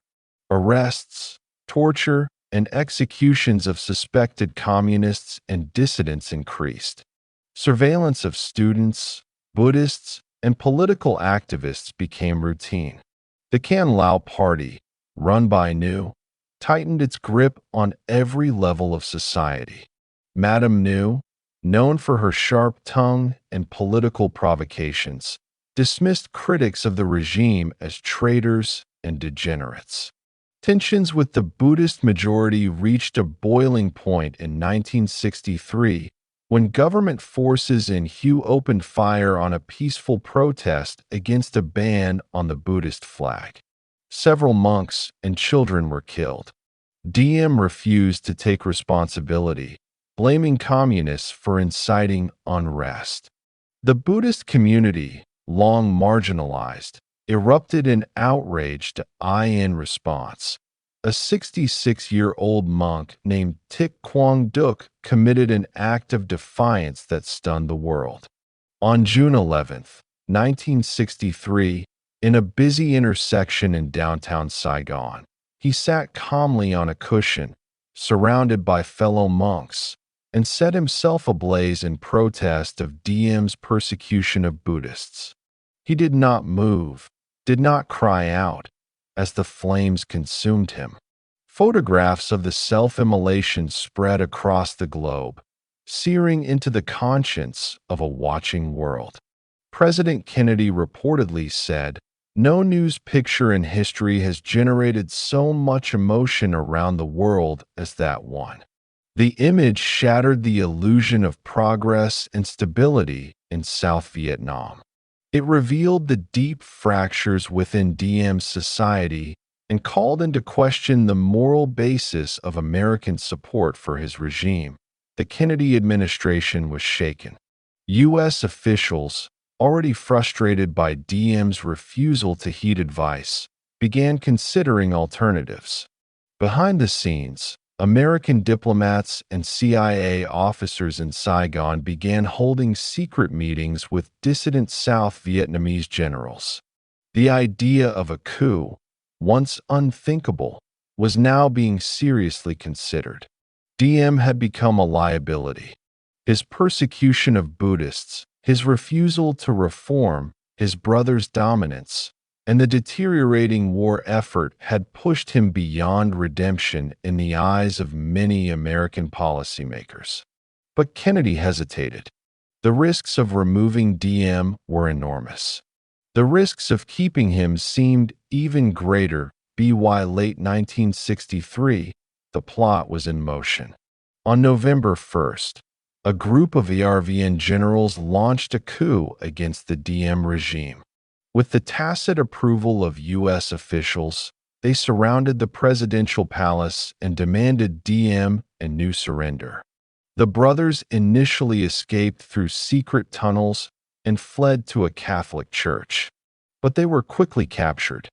The next day, they were executed in the back of an armored personnel carrier. Their deaths marked the end of one era and the beginning of another, one even more uncertain, volatile, and violent. Kennedy was deeply disturbed by the assassination. He had not ordered it, but he had allowed it to happen. Just 3 weeks later, he too would be dead, struck down by an assassin's bullet in Dallas. His successor, Lyndon B.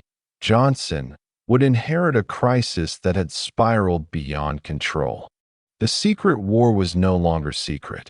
The insurgency had grown into a full-blown revolution. The United States stood on the brink of open intervention. The years of illusion were over. The veil had been lifted. The war was no longer a contest of hearts and minds, but a grinding, bloody collision of ideologies, ambitions, and miscalculations. The torch had been passed, but the fire was spreading. Chapter 8. Assassinations and ambushes, coups, crisis, and the rise of the Viet Cong, 1963 to 1964. The assassinations of Ngo Dinh Diem and his brother Nhu on November 2, 1963, marked the brutal collapse of the First Republic of South Vietnam and ushered in a dangerous new phase of the war, one characterized not by stability or reform, but by a succession of coups, infighting among generals, deepening rural insurgency, and a growing realization in Washington that the war was slipping out of control. Diem, for all his flaws and authoritarianism, had at least imposed order by sheer will and familial loyalty. With his removal, the fragile illusion of national unity disintegrated. South Vietnam fell into a spiral of political chaos. The Viet Cong, watching carefully from their jungle sanctuaries and village networks, seized the opportunity. For them, the instability in Saigon was more valuable than any battlefield victory. As South Vietnam consumed itself with coups, purges, and power struggles, the communist insurgency accelerated with lethal precision. The generals who carried out the coup had little agreement beyond their shared desire to remove Diem. General Duong Van Minh, known as Big Minh, took the reins of power with the blessing of many American officials who viewed him as a moderate capable of restoring legitimacy to the embattled state. But Minh lacked the political acumen and ruthless discipline needed to stabilize a crumbling nation. In the weeks after the coup, his military junta struggled to assert authority. Rivalries within the officer corps flared up almost immediately. Civilian agencies, long subordinated to Diem's central command, were adrift. The Buddhist community, emboldened by Diem's fall, demanded greater religious freedom and political voice. At the same time, pro-Diem elements, especially Catholics and loyalist ARVN units, simmered with resentment and plotted revenge. Into this cauldron of disarray stepped the Viet Cong, who wasted no time exploiting the growing disillusionment among peasants, the breakdown of security, and the increasingly corrupt and self-interested behavior of Saigon's new rulers that in the countryside.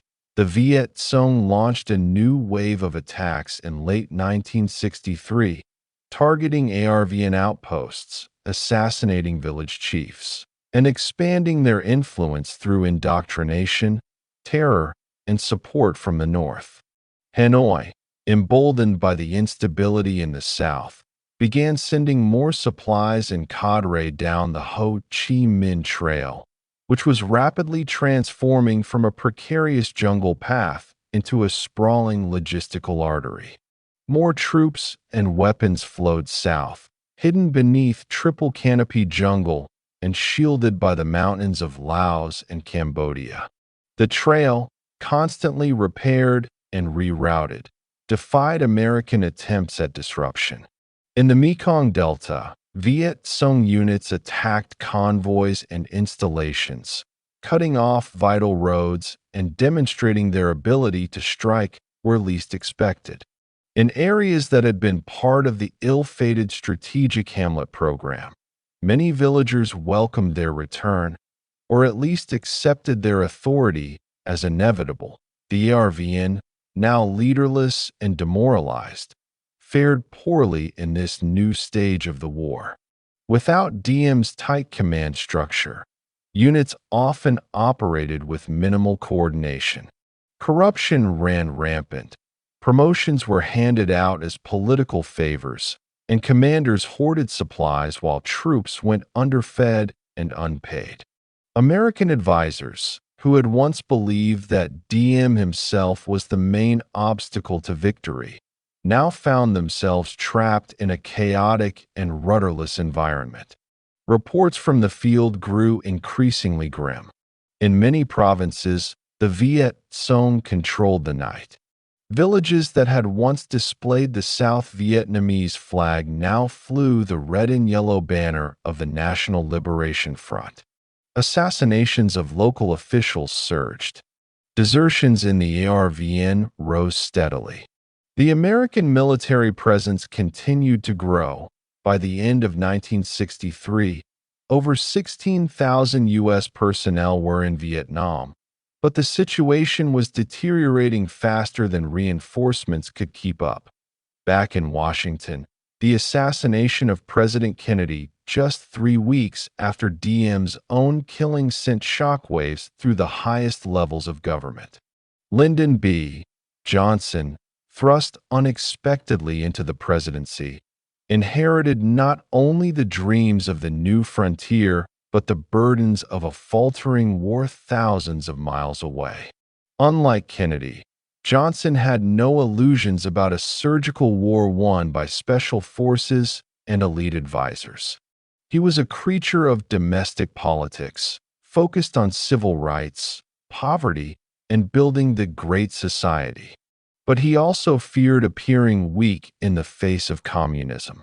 As early as December 1963, Johnson made it clear that he intended to stand by South Vietnam. "We are not going to lose Vietnam," he told his advisors. "We are going to stay with it." Even as Johnson committed to continuing the fight, the situation in Saigon collapsed further. In January 1964, just 2 months after Diem's death, General Nguyen Khan seized power in yet another military coup, deposing Minh and promising a new phase of reform and vigor. Khan, younger and more dynamic than Minh, was initially welcomed by the United States. But he too would soon fall victim to the same forces that had doomed his predecessors: factionalism, paranoia, public unrest, and a fundamental disconnect from the people he claimed to lead. Like those before him, Khan played the game of politics with an eye toward American approval, lavishing praise on U.S. support while cracking down on dissent at home. He declared a state of emergency, dissolved the rubber-stamped National Assembly, and created a special military tribunal to try suspected subversives. Protests erupted almost immediately. Buddhist leaders accused Khan of perpetuating the same repressive tactics as Diem.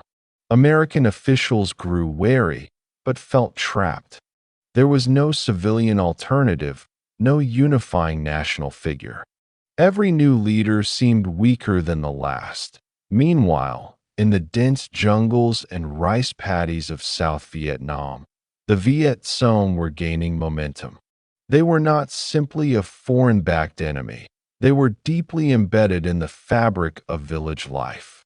They understood the culture, the rhythms of peasant life, the wounds left by land inequality and government neglect.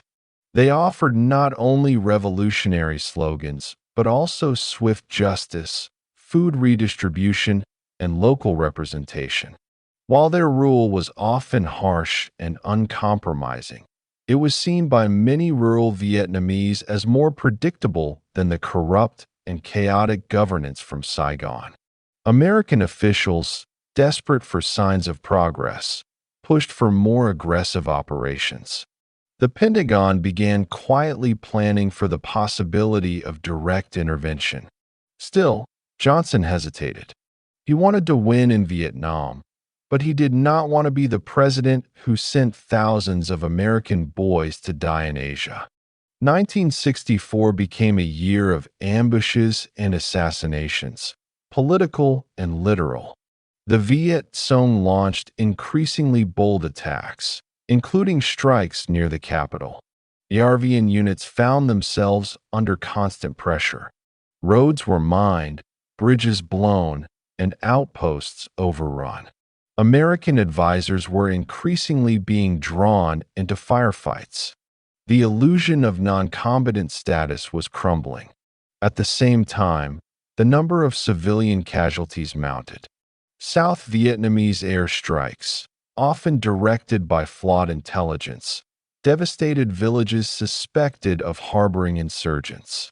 Entire families were killed in napalm attacks or artillery bombardments.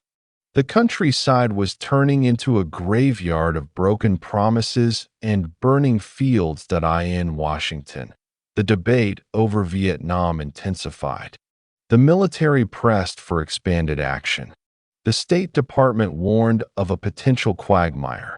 Johnson wavered, pulled between his domestic agenda and the relentless march of war.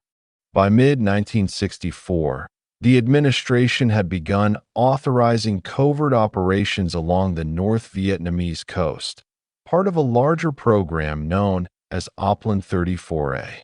These raids, carried out by South Vietnamese commandos and supported by American naval intelligence, targeted radar stations, small ports, and supply routes. Though limited in scope, they were part of a growing strategy of escalation and provocation, a pressure campaign designed to destabilize the North and assert American resolve. The Communists responded in kind. On July 30th, 1964, a South Vietnamese patrol boat attacked two North Vietnamese islands in the Gulf of Tonkin. Days later, the USS Maddox, an American destroyer conducting electronic surveillance in the area, was approached by North Vietnamese torpedo boats. The Maddox fired warning shots. The boats returned fire. In the brief skirmish that followed, the Maddox suffered minor damage. 2 days later, in murky conditions, U.S. radar operators reported a second attack, one that may never have happened. Johnson, facing a tough election campaign and eager to project strength, seized the moment.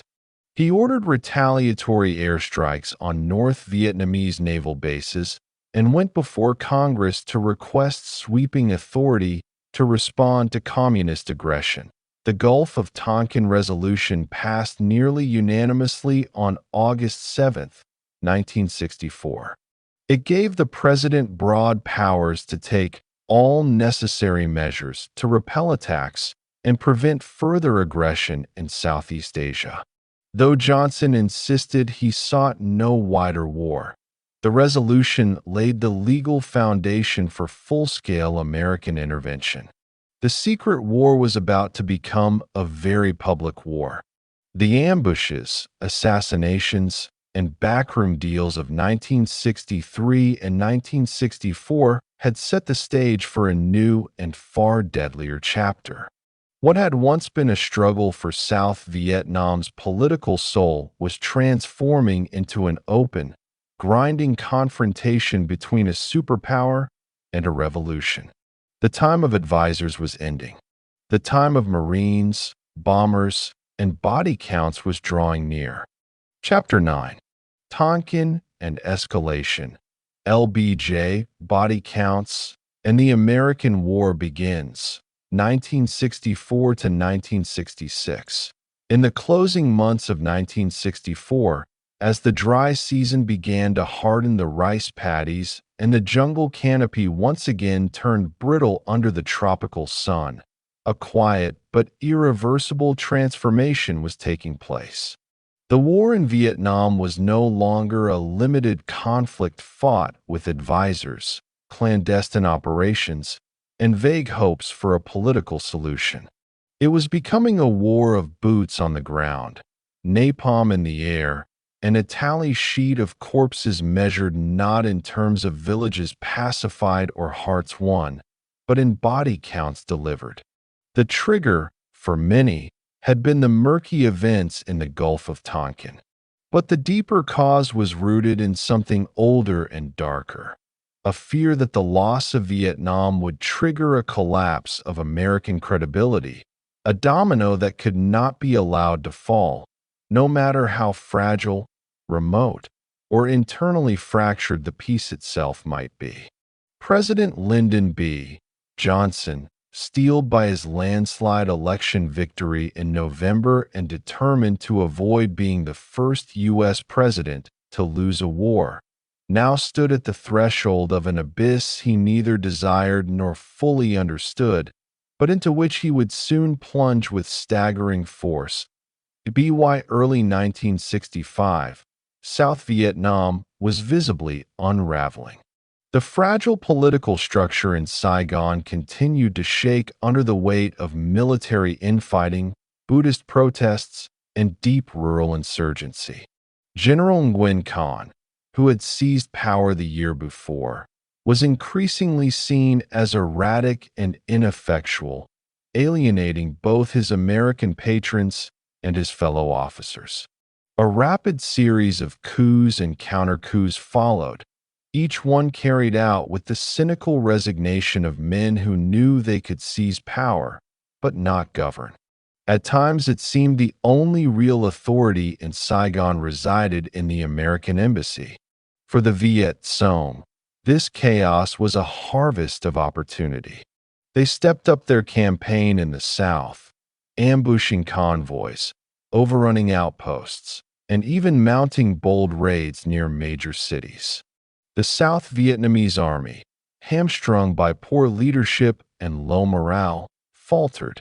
The countryside was being lost, village by village, as the National Liberation Front extended its shadow deeper into the Mekong Delta and the Central Highlands. In Washington, the new year brought with it growing urgency.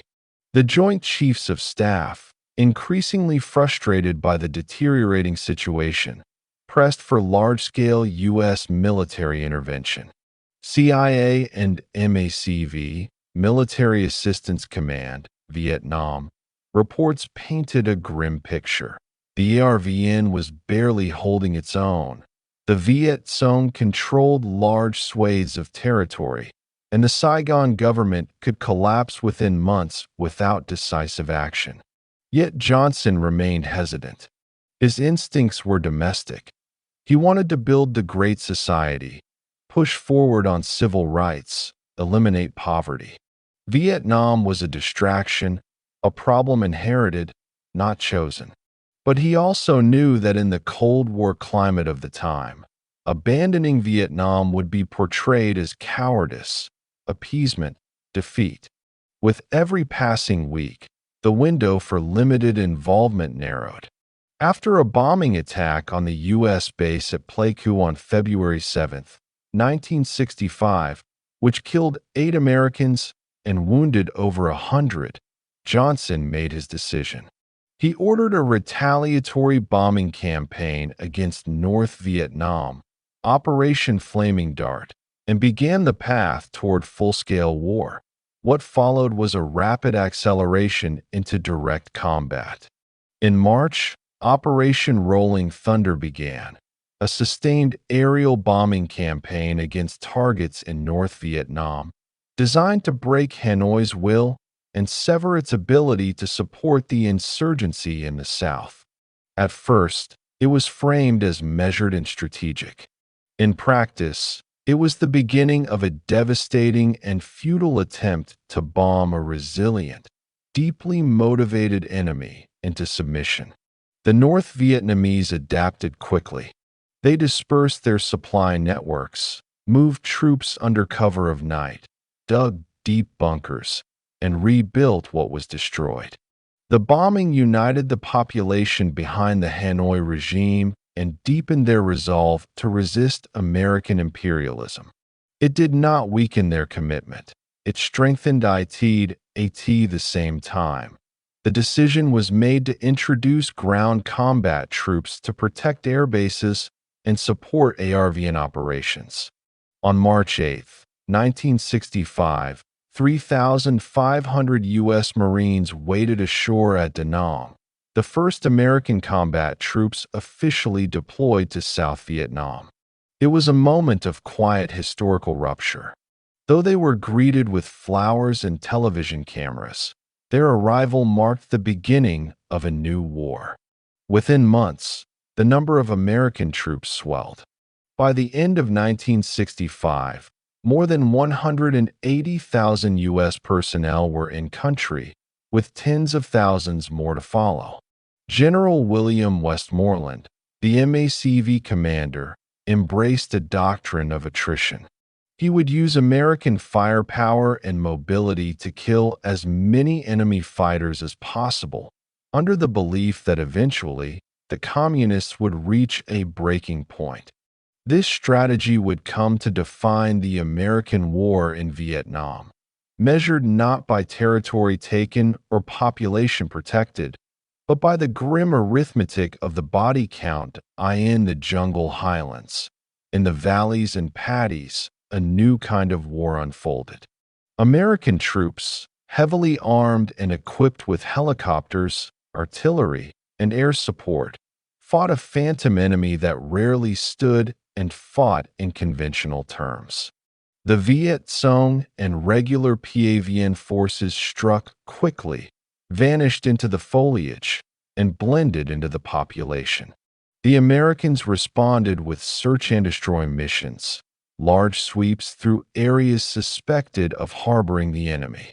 Villages were burned, civilians interrogated or displaced, entire regions turned into free-fire zones. The line between enemy combatant and peasant was often blurred. The war became a grinding, exhausting ordeal in heat, mud, and fear. American troops, unfamiliar with the land, language, and culture, struggled to make sense of their mission. Morale began to fray. Though some believed in the cause, many simply fought to survive at home. Johnson launched a massive campaign to sell the war to the American public. He portrayed it as a limited, noble effort to stop communism and support an ally. He promised there would be no wider war, no full mobilization. But already, cracks were forming in the official narrative. Journalists embedded with units in the field began to report the grim realities. Villages in flames, wounded civilians, dead Americans. The daily 5 o'clock follies, as military briefings in Saigon came to be called by the press, began to drift into farce. The optimism they projected did not match the images and testimony coming back from the front lines. Still, the administration maintained its line. Progress was being made. The enemy was suffering terrible losses. Victory was in sight. One of the most brutal and revealing battles of this phase came in November 1965 in the Ia Drang Valley of the Central Highlands. It was the first major engagement between U.S. regulars and North Vietnamese Army forces. The battle, fought by elements of the 1st Cavalry Division, Airmobile, involved helicopters, close air support, and intense firefights over several days. American forces inflicted heavy casualties on the NVA, but also suffered significant losses. The North Vietnamese drew important conclusions. They could stand and fight if necessary, but even more crucially, they confirmed that the Americans would rely heavily on helicopters and air power, and that fighting on their own terms, hit and run, ambush, and political subversion, was still the path to victory. For Westmoreland, Ia Drang was seen as a validation of the attrition model. For Hanoi, it was proof that the war would be long, bloody, and winnable. As 1966 dawned, the war continued to escalate. More U.S. troops poured in, with the total number surpassing 385,000 by year's end. More bombs were dropped. More villages were destroyed. More soldiers died. On both sides of the Pacific, the war consumed energy, resources, and lives. In Hanoi, Ho Chi Minh and General Giap remained firm in their belief that the Americans, like the French before them, would eventually tire, lose the will to fight, and withdraw. In Washington, Johnson clung to the hope that more firepower, more men, and more patience would bring success. But the enemy would not break. The body counts rose into the thousands each month, but the insurgency persisted.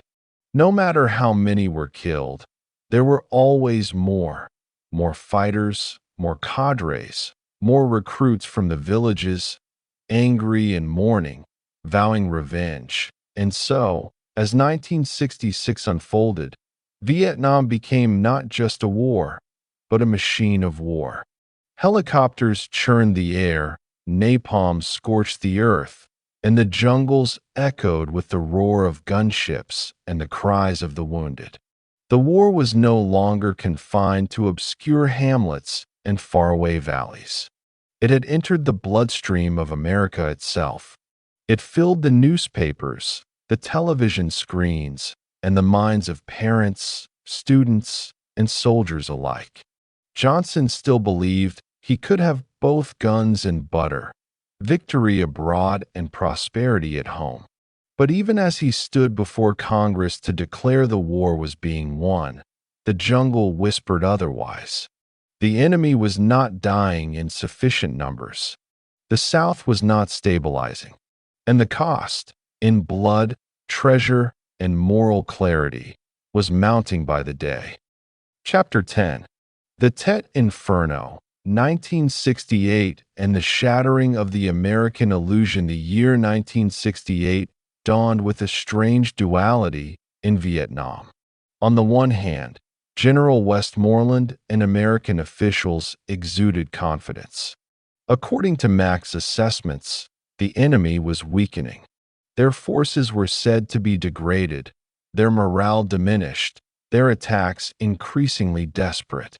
"We can see the light at the end of the tunnel," said Westmoreland, a phrase repeated by the Johnson administration in briefings and press conferences.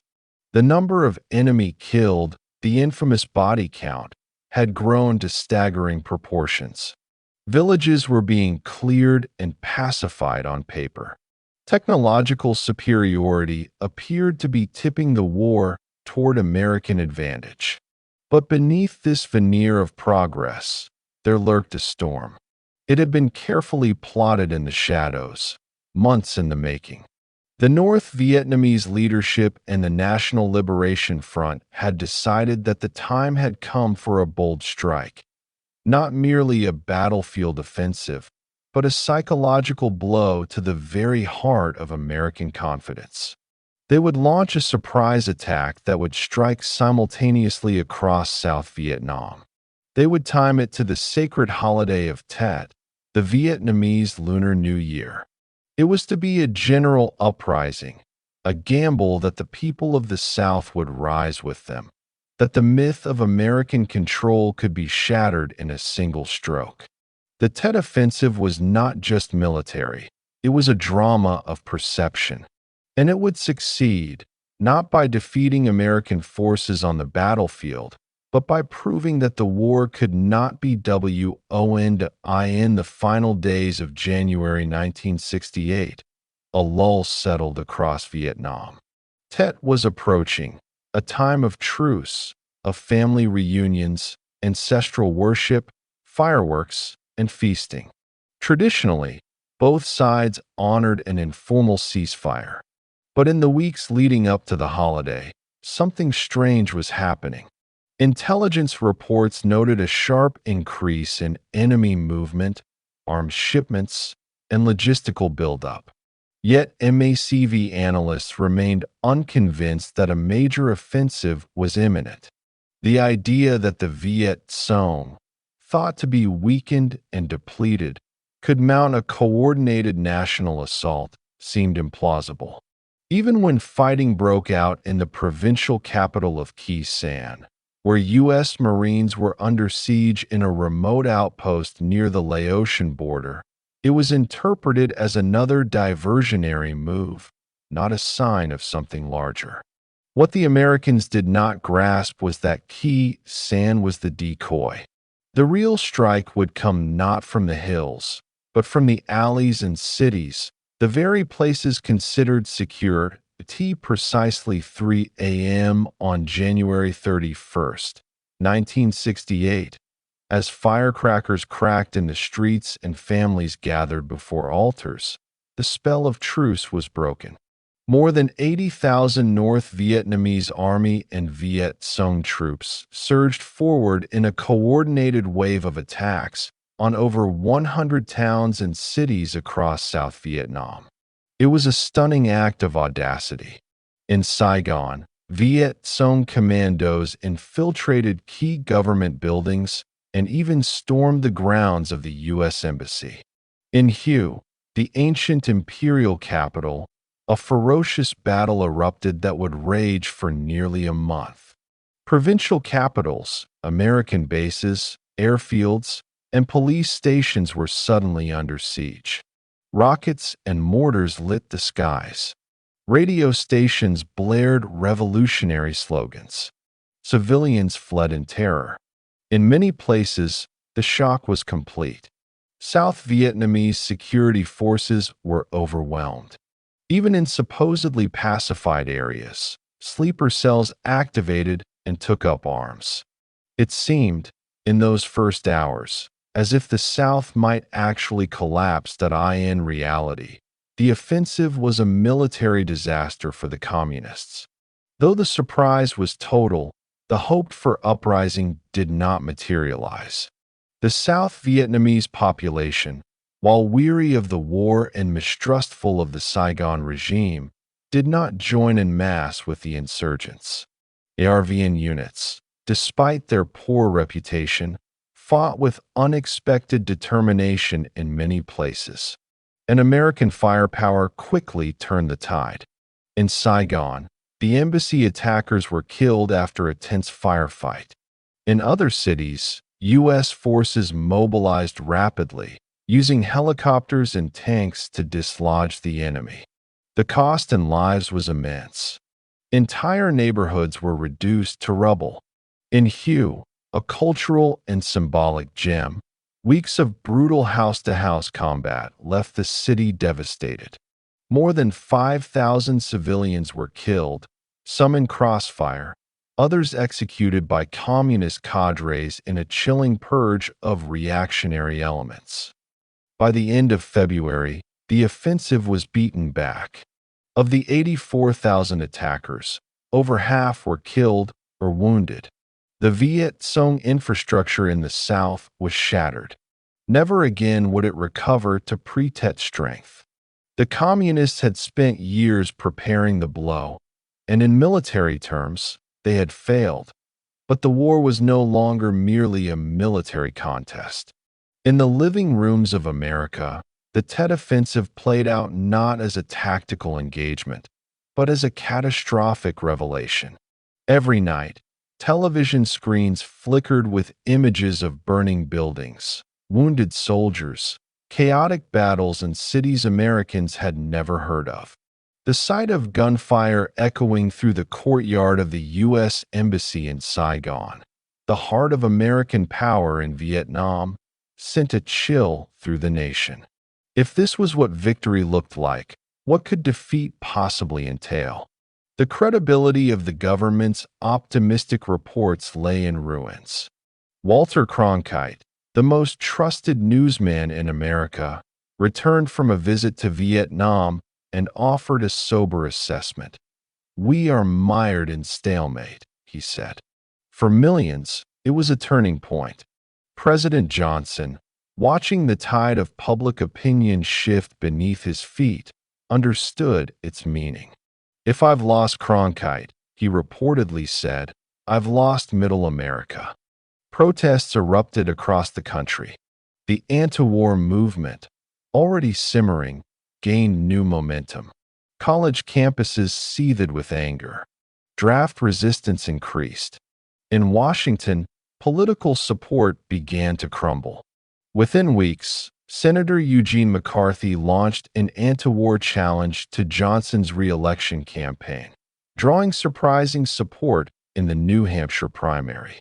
Then Robert F.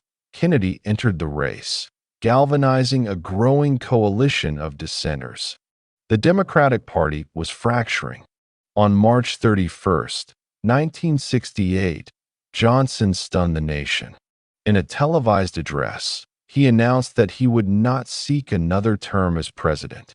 He offered to limit bombing in the North and pursue peace talks. For a man who had once dreamed of a great society, it was the final act of a presidency consumed by war. In Vietnam, the aftermath of Tet marked a shift. Though the communists had been bloodied, their capacity for resistance remained unbroken. The North Vietnamese leadership understood that the offensive had achieved its political aim. It had turned the American public against the war. Hanoi could afford the losses. The United States, it seemed, could not. In the South, U.S. commanders re-examined their strategies. Westmoreland, increasingly viewed as out of touch, was reassigned. General Creighton Abrams replaced him, bringing a new focus on pacification and Vietnamese self-reliance. But the broader trajectory of the war had changed. The illusion of imminent victory was dead. What remained was an open-ended struggle in which American troops continued to kill and die, but without a clear path forward. In the jungle, in the rice fields, in the cities scarred by battle, the war ground on. For the Vietnamese people, Tet had brought not liberation, but devastation. Cities like Hue and Binh Tre were reduced to ruins. Refugees flooded the countryside. The South Vietnamese government, propped up by U.S. aid and firepower, survived but remained fragile.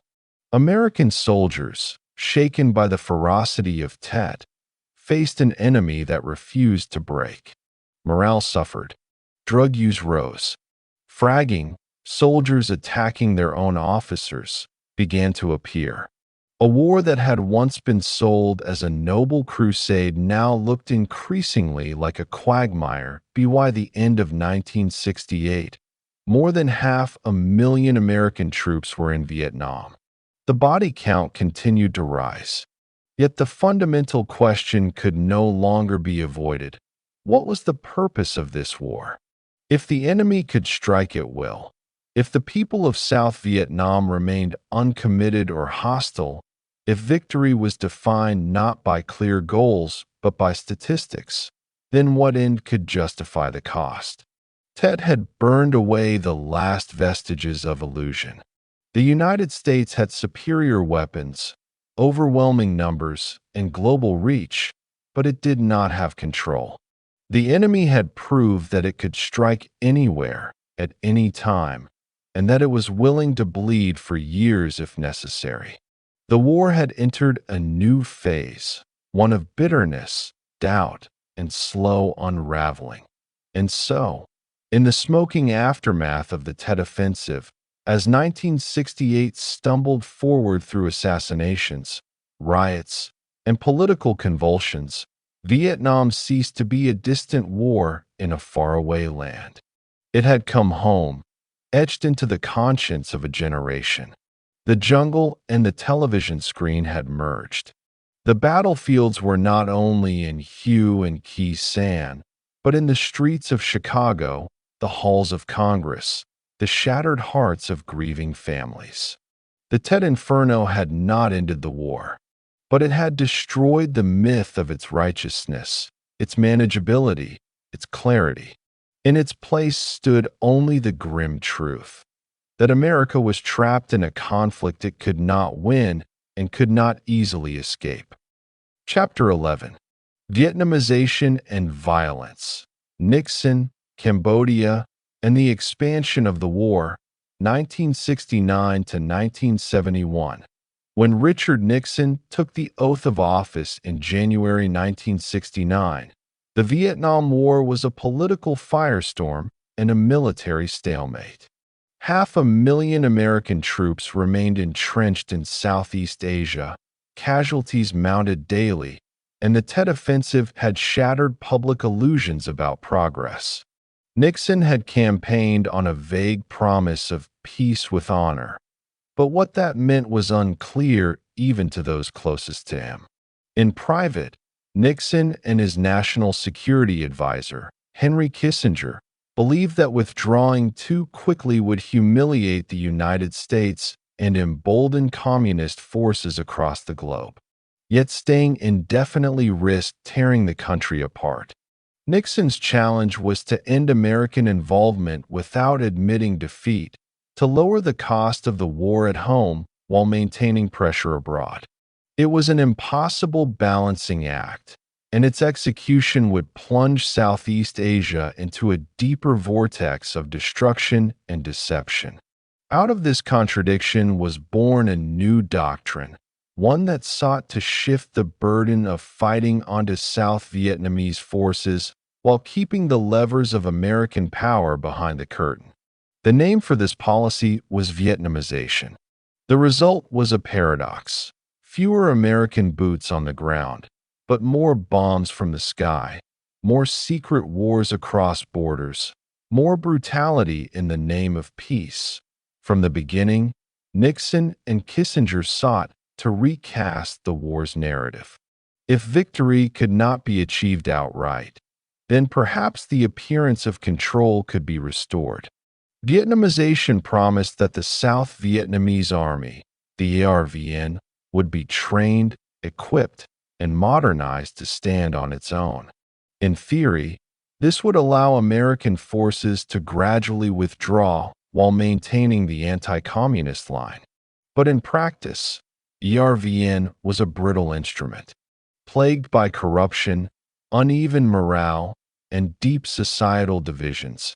It remained heavily dependent on U.S. support. Vietnamization required not just weapons and uniforms, but an entire transformation of a fractured society, and time was not on Nixon's side. Still, the policy provided political cover. Troop withdrawals began in mid-1969 with great fanfare. By the end of the year, more than 60,000 U.S. soldiers had come home. The number would grow steadily, reaching 200,000 by 1971. Each departure was heralded as a step toward peace. Yet the fighting never ceased. The war merely changed form. It became more reliant on air power, covert operations, and psychological pressure. Behind the public face of withdrawal, Nixon and Kissinger plotted in secret. They were convinced that the war could only end on terms acceptable to the United States if North Vietnam was pressured militarily and diplomatically. To that end, they orchestrated a series of back-channel negotiations with the North Vietnamese in Paris, while simultaneously escalating the war in ways hidden from Congress and the American public. Their target was Cambodia. For years, North Vietnamese troops had used sanctuaries across the Cambodian border to rest, rearm, and infiltrate the south along the Ho Chi Minh Trail. Nixon was determined to strike at these sanctuaries. In March 1969, he ordered the start of a covert bombing campaign codenamed Operation Menu. B-52 bombers, guided by CIA and Pentagon analysts, dropped thousands of tons of explosives on supposed enemy positions in eastern Cambodia. The bombings were kept secret not only from the public, but even from many officials in the U.S. government. Logs were falsified. Flight data was manipulated. The attacks intensified through 1970 and into 1971, devastating rural Cambodian communities and setting in motion a chain of events that would eventually engulf the country in civil war. As Nixon tightened the noose from the air, he also sought to shock the enemy on the ground. In April 1970, he escalated further. Without informing Congress, he ordered U.S. and ARVN ground forces to invade Cambodia. The rationale was to destroy communist headquarters and supply bases. In a televised address, Nixon announced the incursion with grim resolve. This is not an invasion of Cambodia. The areas in which these attacks will be launched are completely occupied and controlled by North Vietnamese forces. He framed the move as a temporary and necessary measure to protect American troops during the ongoing drawdown. But the incursion sent shockwaves across the United States. The public, already disillusioned, erupted in outrage. On college campuses, protests ignited instantly. At Kent State University in Ohio, the National Guard opened fire on student demonstrators, killing 4 and wounding 9. Days later, police killed 2 students at Jackson State in Mississippi. The killings marked a turning point. The war was no longer a distant geopolitical conflict. It had come home, soaked in the blood of America's youth. Trust in government, already fragile, was torn further as revelations of the Cambodian campaign's secrecy and scale came to light. In Cambodia itself, the consequences were catastrophic. The incursion destabilized the neutralist government of Prince Norodom Sihanouk, who was overthrown in a coup shortly before the invasion. His replacement, General Lon Nol, aligned more closely with the United States but lacked broad support. Meanwhile, the communist Khmer Rouge, once a minor guerrilla movement, began to gain momentum. Fueled by resentment over the bombings and the chaos unleashed by foreign intervention, they grew into a deadly force that would later plunge Cambodia into genocidal horror. Nixon's gamble in Cambodia had achieved short-term tactical gains. Some caches were destroyed, some enemy units disrupted, but strategically it opened a Pandora's box. The war had expanded even as it pretended to contract that in Vietnam. The ARVN faced increasing responsibility. On paper, it swelled in size and received massive infusions of modern equipment: tanks, helicopters, artillery, radios. American advisors worked to professionalize the officer corps and instill discipline.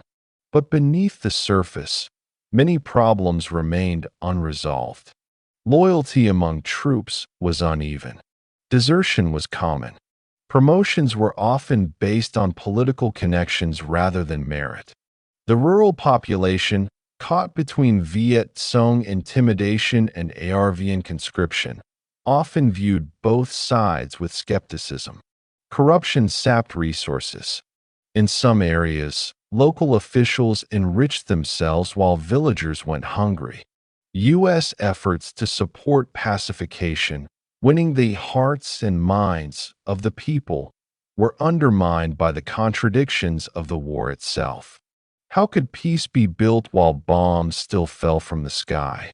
How could legitimacy be fostered while puppet politicians clung to power in Saigon? American commanders praised the ARVN in official statements, but privately they expressed doubt that the South Vietnamese could stand alone. Nixon, however, was less interested in reality than in appearances. As long as the war seemed to be winding down, he could maintain political cover. And yet the war refused to end. North Vietnam, though battered by years of bombing, remained defiant. Its leaders believed that time was on their side. They were willing to absorb punishment if it meant achieving national unification. Nixon and Kissinger hoped that a combination of military pressure and diplomatic maneuvering could compel Hanoi to negotiate a favorable settlement. In 1971, they pursued a bold new opening: rapprochement with China.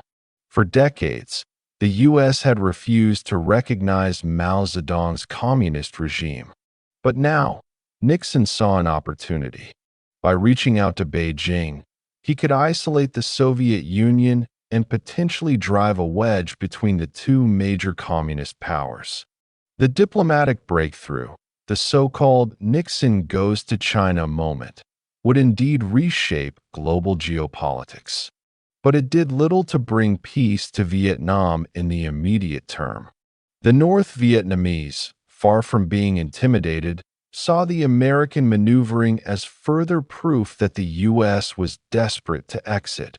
Meanwhile, in Laos, the war metastasized once more.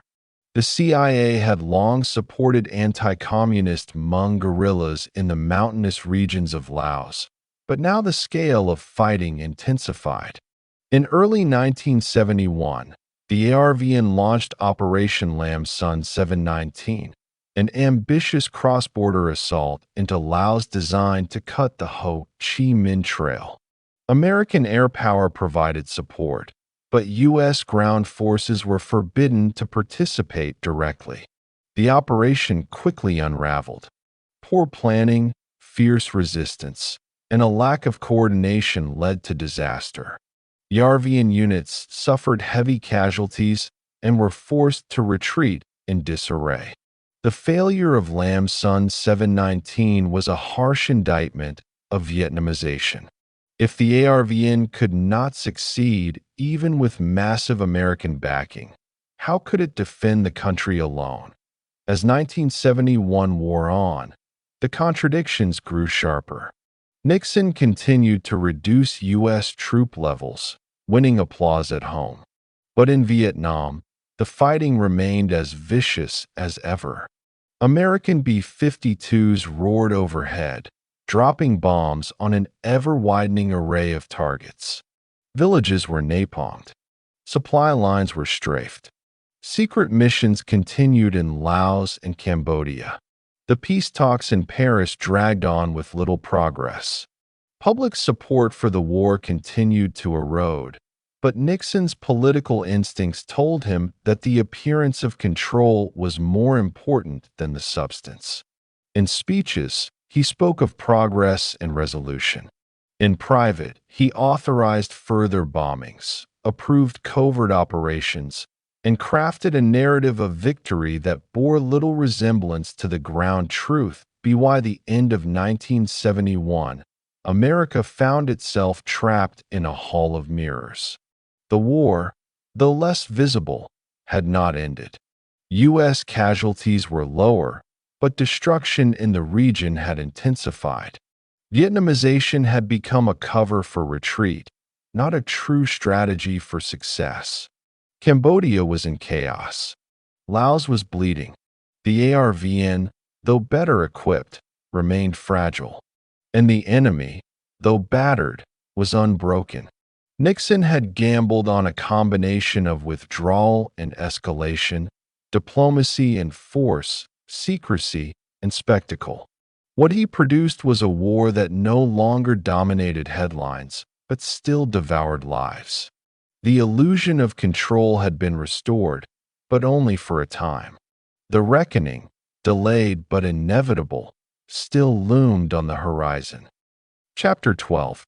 The Paris Mirage, Peace Talks, Secret Bombings, and the Slow Collapse, 1971 to 1973. By the final months of 1971, the Vietnam War had entered a strange and dangerous twilight. American forces were drawing down. The South Vietnamese army had been thrust into the forefront of the fight, and peace negotiations in Paris dragged on in an endless charade. Richard Nixon, ever calculating and fiercely determined to control the narrative, clung to the illusion that peace with honor was within reach. But behind the scenes, the war was grinding forward with a brutal inertia, reshaping borders, politics, and lives in ways that could no longer be masked by polished press conferences or hopeful communiques.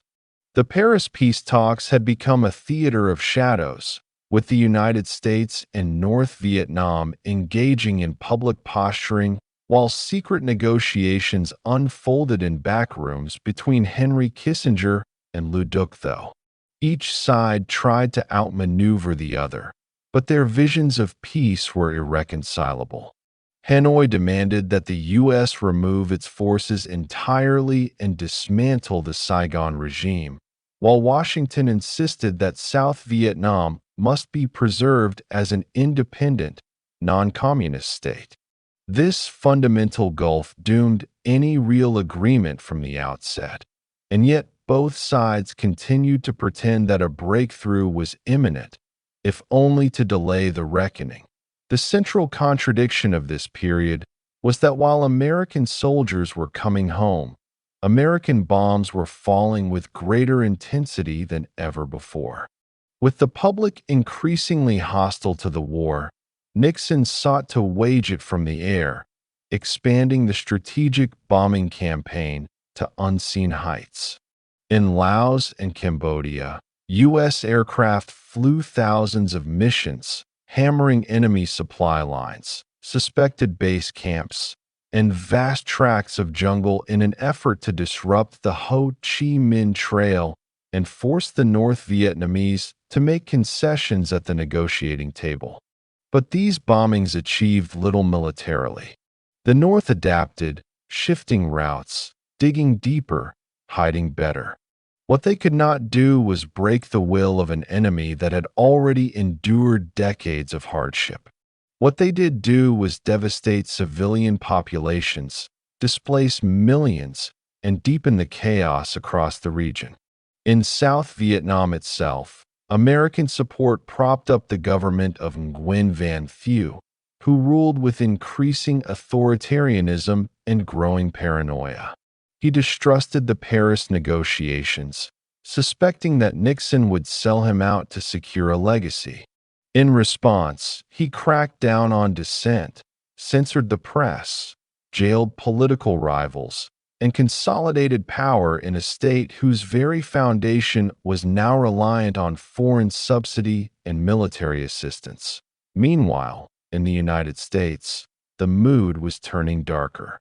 The publication of the Pentagon Papers in mid-1971, leaked by former Defense Department analyst Daniel Ellsberg, revealed years of government deception about the war dating back to the early 1960s. The documents laid bare how successive administrations had misled the public, exaggerated progress, and concealed the true costs of escalation. Though the papers did not implicate Nixon directly, they eroded what little trust remained between the government and its citizens. Nixon, furious at the leak, became consumed with stopping further disclosures, ordering a covert team known as the Plumbers to plug the leaks by any means necessary. This obsession with secrecy and control would eventually spiral into the Watergate scandal, but for now, it was the war that remained the central concern of both the president and the protesters in the streets. Anti-war demonstrations continued across the country, and returning veterans added their voices to the dissent, describing the war not in terms of noble sacrifice, but in confusion, futility, and moral disillusionment. The very legitimacy of the conflict had collapsed, and yet the killing continued. Nixon and Kissinger believed that time was on their side. If they could keep South Vietnam afloat a little longer, perhaps until after the 1972 election, they could lock in a settlement that looked like peace, even if it merely delayed the inevitable. In early 1972, Nixon made a bold diplomatic gamble. He traveled to China, the first American president to do so, and began normalizing relations with the communist giant. He followed this by opening dialogue with the Soviet Union, culminating in the strategic arms limitation talks and increased pressure on Moscow to rein in its North Vietnamese allies. These moves were part of a larger strategy, linkage, meant to tie progress in Vietnam to broader superpower cooperation. Nixon hoped that a combination of international pressure, intensified bombing, and South Vietnamese resilience would finally convince Hanoi to compromise. But Hanoi had plans of its own. In March 1972, North Vietnam launched a massive conventional offensive known as the Easter Offensive. It was their largest assault since the Tet Offensive, and this time it was not guerrilla warfare. It was a mechanized invasion across the DMZ and through Cambodia and Laos, complete with tanks, artillery, and large infantry divisions. The assault caught South Vietnamese and American planners off guard. Entire provinces were overrun. Panic swept through Saigon. Nixon responded with fury, unleashing a new wave of airstrikes dubbed Operation Linebacker. For the first time since 1968, American warplanes bombed targets in North Vietnam proper, including Hanoi and Haiphong. Navy aircraft carriers launched sorties, and B-52s blanketed industrial zones and transportation hubs. The U.S. also mined Haiphong Harbor to cut off Soviet supplies. The aim was to punish and isolate the North while bolstering the South's defenses. It worked barely. With the help of American air power, ARVN forces managed to hold the line and push back the invasion. But the cost was immense, and the reality could not be obscured. South Vietnam could not survive without overwhelming U.S. military support. The Easter Offensive shocked even the most cynical observers. It exposed the limits of Vietnamization and made clear that the North still believed military victory was possible. But paradoxically, it also created a new urgency in Hanoi to negotiate, not out of weakness, but out of recognition that continued escalation might jeopardize international support. In October 1972, after years of fruitless talks, Henry Kissinger and Le Duc reached a tentative peace agreement. Kissinger returned to Washington and announced with cautious optimism, "We believe that peace is at hand." The agreement called for a ceasefire, U.S. withdrawal, return of POWs, and the recognition of both North and South Vietnam as existing entities. But it also allowed North Vietnamese troops to remain in the South, and this provision outraged President Thieu, who saw it as the death sentence of his regime. Under pressure from Saigon and hawks in Washington, Nixon delayed the signing of the agreement and demanded revisions. The North, incensed by what they saw as American backtracking, walked away from the deal. What followed was a final, savage escalation. In December 1972, Nixon ordered the infamous Christmas bombing campaign, Operation Linebacker II.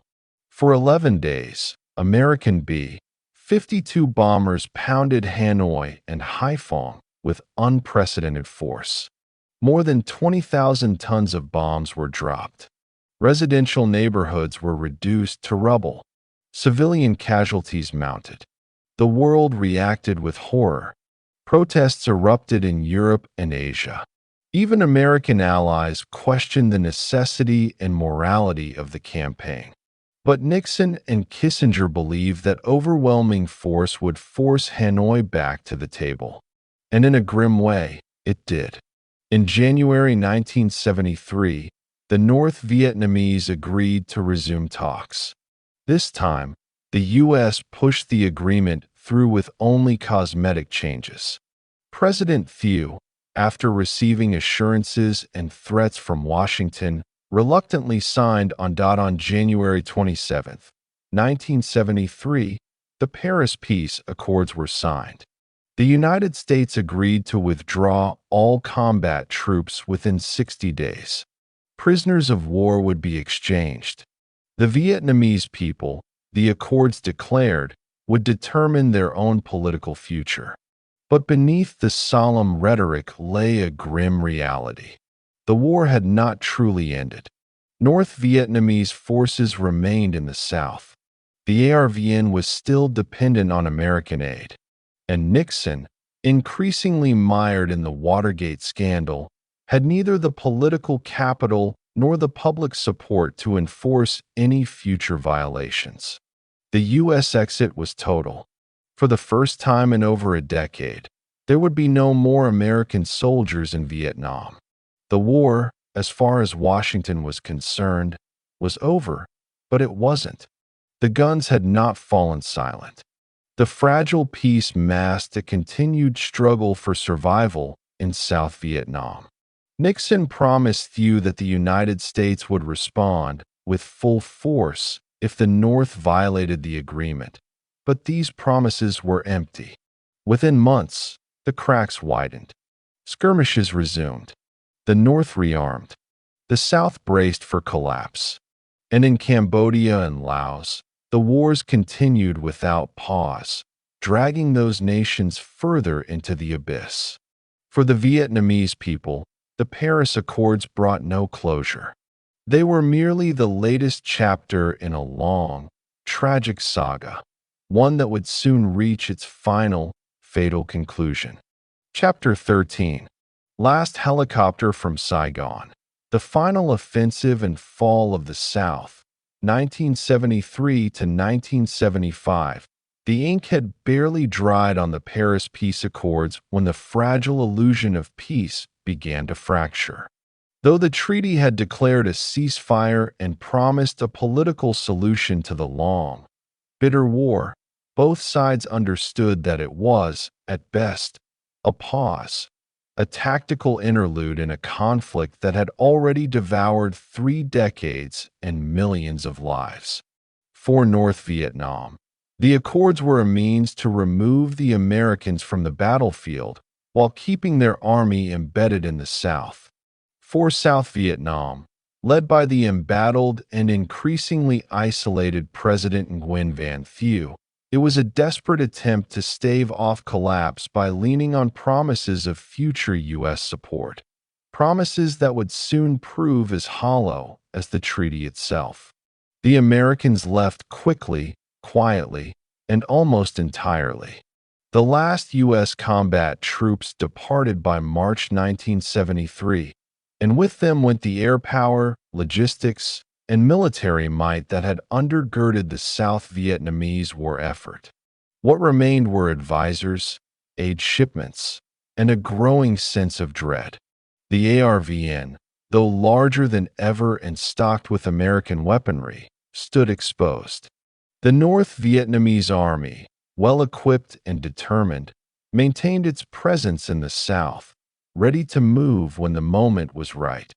Even as the world turned away, the war continued. Fighting flared in the Central Highlands, in the Mekong Delta, and along the fringes of the demilitarized zone. Ceasefire violations were constant. The United States responded not with force, but with silence.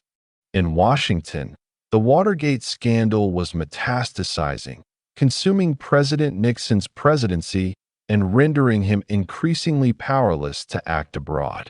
Congress, weary of war and emboldened by growing distrust in the executive, began to assert its authority. In June 1973, the U.S. Senate passed the Case-Church Amendment, effectively ending all military operations in Indochina. This included airstrikes, logistical support, and any direct intervention on behalf of South Vietnam. The message was unambiguous. The war was over for America, no matter what happened in Southeast Asia. Nixon, desperate to maintain leverage, sent private assurances to President Thieu that the United States would honor its commitments and retaliate if the North launched a major offensive. But with Nixon's credibility unraveling, few understood the truth. He was alone. The mood in Saigon shifted from defiant to fatalistic. Government corruption, long endemic, now became existential. Supplies were hoarded, soldiers went unpaid, and officials prepared contingency plans for flight. The South Vietnamese economy, heavily reliant on U.S. assistance, began to crumble as aid was slashed year after year. In 1973, the U.S. sent $2.3 billion in military aid. By 1975, that figure had plummeted to just over $700 million. Ammunition ran low. Fuel became scarce. Morale collapsed. Meanwhile, the North Vietnamese patiently rebuilt their strength.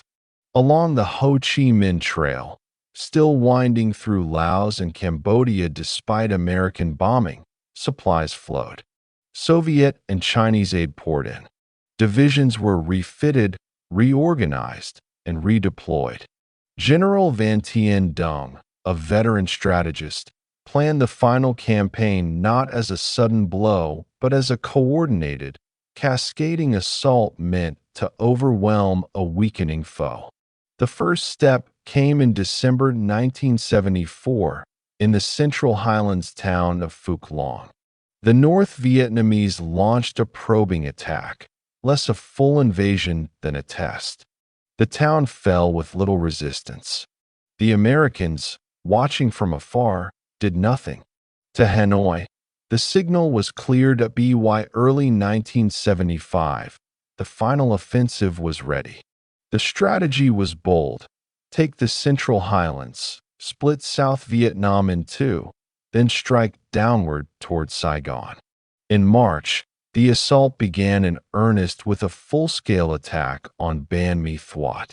The ARVN, outnumbered and disorganized, crumbled. Panic swept through the officer corps. President Thieu, rather than reinforce the region, ordered a chaotic and uncoordinated retreat from the highlands, a decision that proved disastrous. The withdrawal turned into a rout. Highways choked with civilians, soldiers, and vehicles trying to flee the advancing enemy. Roads became killing fields as North Vietnamese artillery pounded the fleeing columns. Thousands died. Entire units disintegrated. Cities were abandoned without a fight. One by one, key provincial capitals, Hue, Da Nang, Nha Trang, fell like dominoes. As ARVN units collapsed, discipline vanished. Desertion soared. Commanders fled. Civilians, fearing retribution or simply trying to escape the fighting, flooded the roads, the rivers, the airports. Saigon, once a city of cautious confidence, now simmered with dread. President Thieu, increasingly erratic and paranoid, blamed everyone but himself. He accused the United States of betrayal, denounced his own generals, and attempted to reorganize his command structure even as the country fell apart. On April 21st, facing mounting pressure, he resigned and fled to Taiwan, leaving behind a nation on the verge of catastrophe. His departure did little to stem the tide. North Vietnamese tanks and infantry were now rolling southward with little resistance. Cities that once took months to capture during earlier campaigns now fell in hours. The ARVN, demoralized and leaderless, barely fought. In the countryside, many villagers welcomed the communists, not out of ideological fervor, but out of exhaustion. The war had lasted too long, claimed too many lives. Any end, even one that came in the shape of a tank, was better than another year of fire and flight. In Saigon, the American embassy became the final symbol of a war that had lost all logic. As the North Vietnamese closed in, Ambassador Graham Martin insisted that the city could still be saved, delaying evacuation plans even as artillery began to pound the outskirts. Operation Frequent Wind, the last U.S. airlift out of Vietnam, was launched in desperation. Helicopters shuttled between the embassy rooftop and U.S. Navy ships waiting off the coast, evacuating American personnel and as many Vietnamese allies as they could. Crowds surged around the gates. Desperate families held up children. Embassy staff destroyed sensitive documents. Marines held the perimeter as the crowd pressed closer. In the skies, helicopters overloaded with refugees lifted off, sometimes under fire, sometimes leaving behind those who begged and wept for one last seat. The images of those final hours, of helicopters lifting from rooftops, of frantic crowds outside embassy walls, of mothers handing babies to strangers, would burn themselves into the memory of a generation that on April 30th, 1975, the North Vietnamese entered Saigon. Tanks rolled through the streets. The presidential palace, abandoned hours earlier by South Vietnam's last caretaker government, was taken without resistance.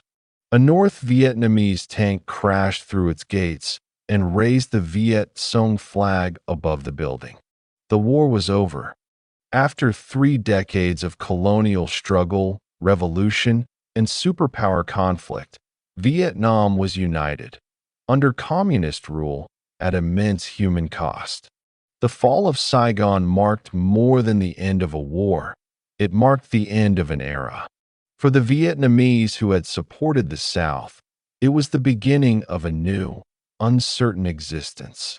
Some would be sent to re-education camps, enduring years of imprisonment and indoctrination. Others would attempt to flee, launching a desperate exodus that would carry hundreds of thousands into the South China Sea, where many would perish before ever reaching safety. The term boat people entered the global vocabulary, and with it came stories of survival, tragedy, and exile. For the United States, the fall of Saigon was a reckoning. The nation that had entered Vietnam with dreams of containment, victory, and prestige had left in confusion, bitterness, and loss. Nearly 60,000 Americans were dead. Hundreds of thousands more were wounded, scarred, or haunted. The war had fractured the country, poisoned its politics, and shaken its faith in government. Nixon, The president who had promised peace with honor was forced to resign in disgrace less than a year later. The military, humiliated and weary, entered a long period of introspection and reform. American credibility, once seen as a global constant, now appeared uncertain and limited. And yet, in the halls of Washington, some still refused to see defeat. They spoke of betrayal, of the loss of nerve, of what might have been had Congress acted, had the public endured. But for the Vietnamese people, especially those in the South, there was no debate. The end had come, and it had come with thunder. Chapter 14. After the fire, Reeducation, refugees, and the Socialist Republic of Vietnam, 1975, 1980s. When the guns fell silent over Saigon in April 1975, it did not signal peace so much as the beginning of a different kind of struggle, one that would reshape the Vietnamese people's lives, identities, and futures in profound and often harrowing ways. The victory of the North Vietnamese and the fall of the Republic of Vietnam brought the country under a single flag, the red banner with the golden star. It was a long-sought goal for the communists in Hanoi, but the path to building a unified, socialist Vietnam would prove more torturous than they had imagined. In the euphoric first days after Saigon's surrender, there was the illusion of calm. Soldiers of the People's Army of Vietnam and the Viet Cong, disciplined and often smiling, patrolled the streets, promising order. Many civilians dared to hope that their worst fears of mass executions, chaos, or immediate imprisonment would not come to pass. But the peace that followed was not a gentle one. It was a peace imposed with steel and ideology, with a determination to root out the vestiges of the old regime and transform the South into a mirror of the North's revolutionary vision. Reunification would not be merely political, it would be total. Almost immediately, the new government began a campaign of re-education. Tens of thousands of former South Vietnamese officers, soldiers, civil servants, intellectuals, religious leaders, and anyone associated with the United States were summoned to report to local authorities. Many believed it would be a brief registration, a bureaucratic gesture. Instead, they were loaded onto trucks or marched away to camps scattered across the countryside. The regime called them re-education camps, but they were prisons in all but name. Isolated compounds where men endured forced labor, indoctrination sessions, meager rations, and physical abuse. Some were released after weeks or months. Others remained for years. Few were ever formally charged or tried. The goal was not justice, but transformation, a break from the past, the erasure of old loyalties, and the forging of a new socialist consciousness. Families left behind were stigmatized, often denied jobs or education. In homes across the South, portraits were removed, medals hidden, names changed, and pasts carefully erased in the hope of avoiding the authorities' attention. The economic transformation that followed was equally disruptive. The communists moved quickly to impose a centrally planned system across the South, seizing private businesses, nationalizing industries, and collectivizing agriculture. Markets were shut down, currency was replaced, and property was expropriated. For many Southern Vietnamese, accustomed to a capitalist system, for better or worse, the change was bewildering and brutal. Skilled professionals and entrepreneurs found themselves unemployed, displaced, or persecuted. Peasants were relocated into so-called new economic zones, often remote, undeveloped areas where families were expected to build new lives from scratch with few tools or supplies. The policy was driven by ideology, but also by fear. The belief that dispersing urban populations and dismantling old social structures would eliminate resistance. Instead, it sowed despair, resentment, and hunger. Crops failed. Supplies vanished. Black markets returned in force. And in the shadows, so too did whispers of rebellion. But with the state's tight grip on surveillance, informants, and repression, few dared speak above a whisper. The result was a quiet but massive exodus. Beginning in 1975 and intensifying over the next decade, millions of Vietnamese fled the country in one of the largest refugee movements of the 20th century.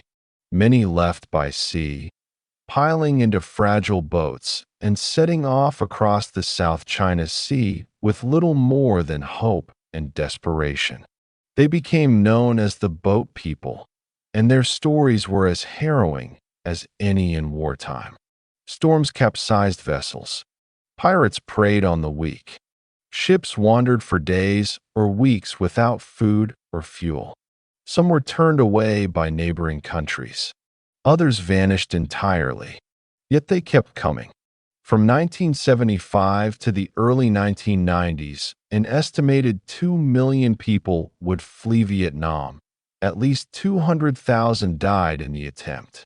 Those who survived landed in refugee camps in Malaysia, Indonesia, Thailand, the Philippines, and Hong Kong, where they waited, sometimes for years, to be resettled in countries like the United States, Canada, Australia, and France. In these camps, memories of the war lingered, but so too did a strange mixture of guilt and relief. Guilt for those left behind, and relief for having escaped a country that, for many, no longer felt like home. For those who stayed, daily life became an exercise in endurance.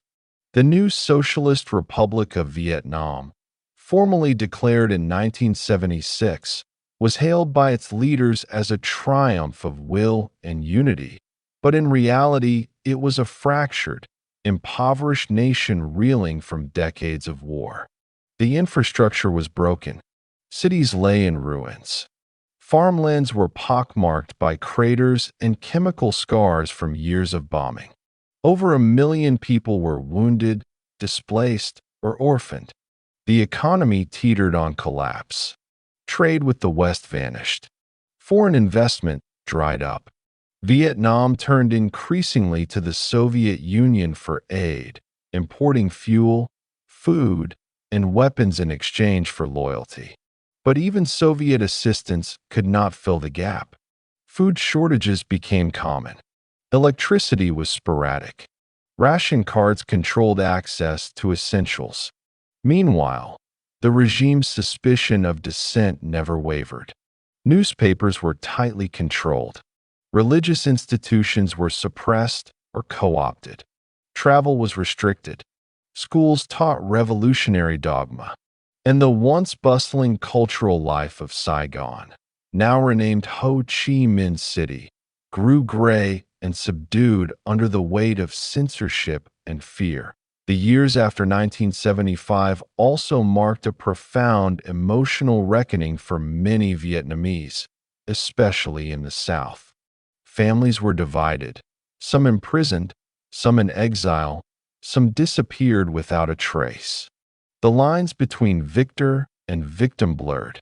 Children of former ARVN soldiers were taught to hide their heritage. Old veterans gathered in secret, swapping memories and whispers. Former allies of the United States, including interpreters, nurses, and officers, struggled to find work, safety, or meaning in the new order. And hovering over all was the question that haunted a generation. What had it all been for? The communists spoke of liberation, of independence and unity. But to many in the South, the price had been too high, the peace too bitter. The war had not simply ended. It had consumed everything. and in its place left a silence heavy with ghosts. Yet even amid the devastation, seeds of resilience took root. Across the diaspora, Vietnamese communities began to form in cities from Orange County to Paris, from Sydney to Toronto. Refugees rebuilt their lives with stubborn hope, opening restaurants, businesses, and places of worship, raising children who would become writers, doctors, musicians, and lawmakers. The trauma did not disappear. It lived in the pauses of conversations, in the tone of lullabies, in the silence of missing relatives, but it also fostered a shared identity, a determination to preserve memory without being destroyed by it. Inside Vietnam, too, life slowly adjusted. Black markets fed families, small acts of resistance, listening to forbidden music, practicing outlawed faiths, speaking truth to trusted friends, kept the flame of individual dignity alive. And over time, even the state began to realize that ideology alone could not feed a nation as the 1980s wore on. The failures of the post-war reconstruction became undeniable. The war with Cambodia, launched in 1978, had drained resources and provoked Chinese retaliation.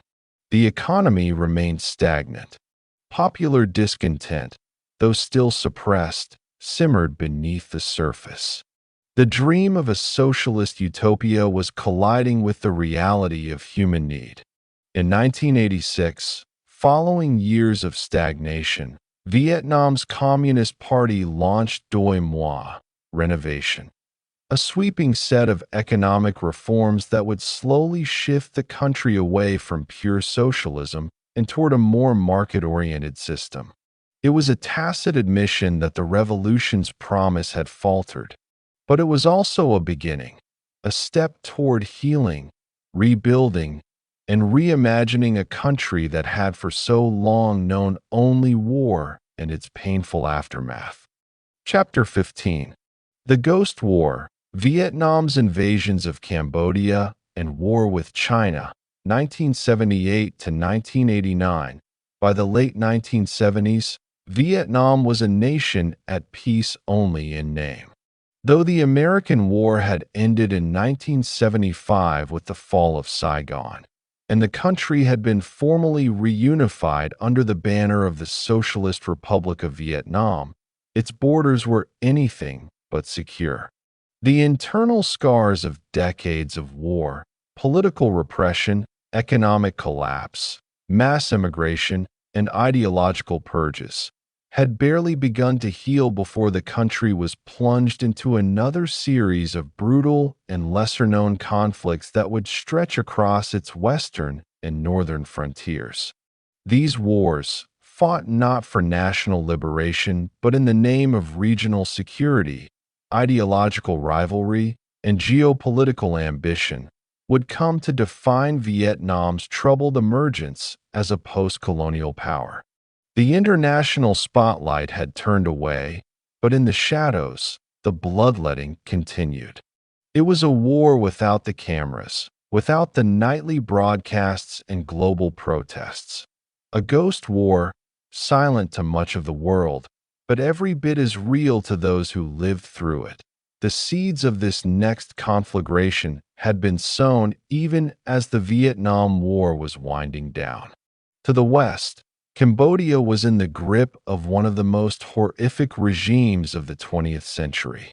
In 1975, the Khmer Rouge, led by the fanatical ideologue Pol Pot, seized control of Phnom Penh and began a radical experiment in agrarian communism that would leave nearly 2 million people dead. Cities were emptied. Money was abolished. Intellectuals were executed. Children were separated from their families and indoctrinated. Anyone suspected of dissent, teachers, monks, former soldiers, even those who wore glasses, was liable to be tortured or killed. Cambodia became a graveyard. Its rice paddies turned into killing fields. And while the Khmer Rouge had initially received some support from Vietnam due to their shared communist credentials, ideological similarity did not translate into trust. The two regimes quickly found themselves on a collision course, as Pol Pot's obsession with racial purity and paranoia about Vietnamese domination sparked escalating provocations along the border. By 1977, the situation had deteriorated into open hostilities. Khmer Rouge units repeatedly raided Vietnamese villages, massacring civilians, seizing land, and boasting of their intention to reclaim parts of southern Vietnam once ruled by the ancient Khmer Empire. Hanoi initially responded with restraint, hoping to avoid a broader war. But as the attacks continued and the scale of the Khmer Rouge's atrocities became impossible to ignore, patience wore thin. The tipping point came in late 1978. With hundreds of thousands of Vietnamese civilians killed or displaced by cross-border raids, and with reports pouring in from Khmer defectors of the genocidal horrors unfolding inside Cambodia, Vietnam decided to act. The decision was not made lightly. Vietnam was still crippled by post-war reconstruction, isolated diplomatically, and economically dependent on the Soviet Union. But for the Politburo in Hanoi, the Khmer Rouge had become an existential threat, not only to Vietnam's security, but to the entire region's stability. That on Christmas Day, 1978, Vietnam launched a full-scale invasion of Cambodia. Within weeks, a force of over 100,000 Vietnamese troops swept across the border, crushing Khmer Rouge resistance and advancing rapidly toward the capital. By January 7, 1979, Phnom Penh had fallen. Pol Pot and the Khmer Rouge leadership fled into the jungles near the Thai border. In their place, Vietnam installed a new client regime composed of ex-Khmer Rouge defectors led by Hung Samrin. The new government, known as the People's Republic of Kampuchea, declared itself the legitimate ruler of Cambodia and set about rebuilding a shattered society. But while the Vietnamese invasion succeeded in toppling one of the most murderous regimes in history, it also triggered a geopolitical backlash of staggering proportions. China, long an ally of the Khmer Rouge and increasingly wary of Vietnam's alignment with the Soviet Union, saw the invasion as a dangerous expansion of Soviet influence in Southeast Asia. In Beijing's eyes, Vietnam had become a proxy for Soviet ambitions, and Cambodia's fall a threat to China's regional power. Tensions between China and Vietnam had already been rising for years. Despite their shared communist ideology, the two nations had diverged sharply in the 1970s. Vietnam's leaders had gravitated toward the Soviet Union, grateful for its wartime support and wary of Beijing's meddling. China, under Deng Xiaoping, was resentful of what it saw as Vietnamese ingratitude and aggression. The relationship reached a breaking point in early 1979. In a move both punitive and symbolic, China launched a short but brutal invasion of northern Vietnam in February, declaring its intention to teach Vietnam a lesson. Over 200,000 Chinese troops poured across the border, targeting the provinces of Chao Bang, Lang Son, and Lao Cai. The conflict was vicious and chaotic. Vietnamese defenses, composed of battle-hardened veterans from the wars against the U.S. and the Khmer Rouge, mounted fierce resistance. Towns changed hands multiple times. Civilians were caught in the crossfire. Infrastructure was obliterated.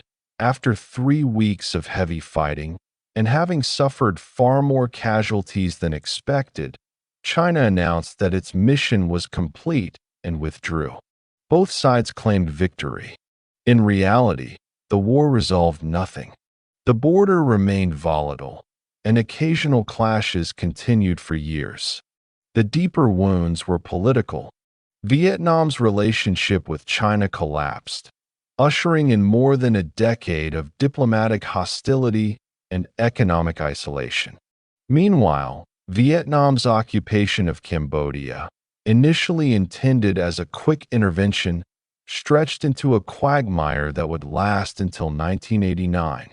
The Khmer Rouge, though driven from power, remained a persistent guerrilla force, operating with Chinese support from sanctuaries along the Thai border.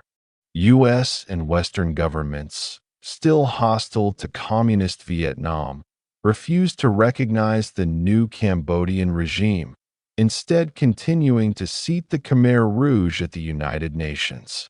Aid was blocked. Embargoes tightened.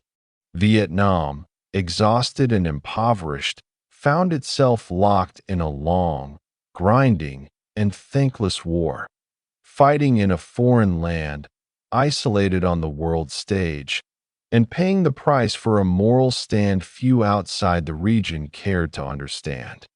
The war in Cambodia proved a drain not only on Vietnam's treasury and army, but also on its collective spirit. Casualties mounted. Supplies dwindled. Morale sank. Young Vietnamese conscripts, promised that they were liberators, found themselves bogged down in jungle patrols, ambushes, and endless village skirmishes. The initial hope of building a fraternal socialist neighbor gave way to cynicism and fatigue. At home, the war was rarely discussed in public, and state media spoke only in triumphalist terms. But within families, the letters from the front stopped coming. Mothers wept quietly. The silence that had followed the American war deepened, now haunted by the ghosts of another seemingly endless campaign. Still, the Vietnamese leadership clung to its mission. For them, the war in Cambodia was not imperialism. It was a humanitarian intervention, a defensive necessity, and a stand against genocide. And in many ways, they were right. The world had turned its back on Cambodia's suffering. Vietnam had not been by the mid-1980s. However, the costs were becoming unbearable. The Soviet Union, itself reeling under the weight of its own stagnation and the burden of global commitments, began pressuring Hanoi to end the occupation. Domestically, Vietnam faced mounting economic crisis. The Doi Moi reforms introduced in 1986 marked the beginning of a new era, one in which ideological purity was increasingly subordinated to economic survival. Slowly, the government began signaling its willingness to withdraw. Negotiations, back-channel talks, and regional diplomacy intensified. Finally, in 1989, 10 years after the invasion, Vietnam completed its withdrawal from Cambodia. The occupation had lasted longer than the American War, and while it had eliminated the Khmer Rouge's hold on power, it had come at staggering cost. Vietnam emerged battered, broke, and diplomatically isolated. Yet in the decades that followed, as Cambodia slowly rebuilt under a fragile peace and the horrors of the killing fields became widely acknowledged, history began to look more kindly on Vietnam's intervention. It had been costly, yes, but it had also stopped a genocide the world had chosen to ignore. The Ghost War left deep scars, physical, political, psychological. The northern border remained mined and militarized for years. Cambodia struggled to rebuild, haunted by its past and fractured by the lingering presence of Khmer Rouge elements. Vietnam entered the 1990s a changed nation, wary of foreign entanglements, determined to rebuild, and gradually re-entering the global community it had long been cut off from. The wars of the previous decades had taught harsh lessons, that victory could be as hollow as defeat, that liberation could birth occupation, and that the world's moral compass was often calibrated by geopolitics, not justice. For a generation of Vietnamese, the wars never truly ended. They just changed names and directions.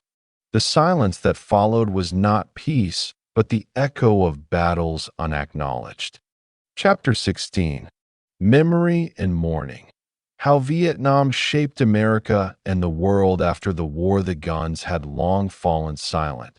The helicopters had vanished into history, and the jungle had begun to swallow the rusting remnants of a war that once captivated the world. Yet for both Vietnam and the United States, the war never truly ended. It lived on in memory, in the ache of amputated limbs, in the unmarked graves of the highlands, in the screams echoing through sleepless nights.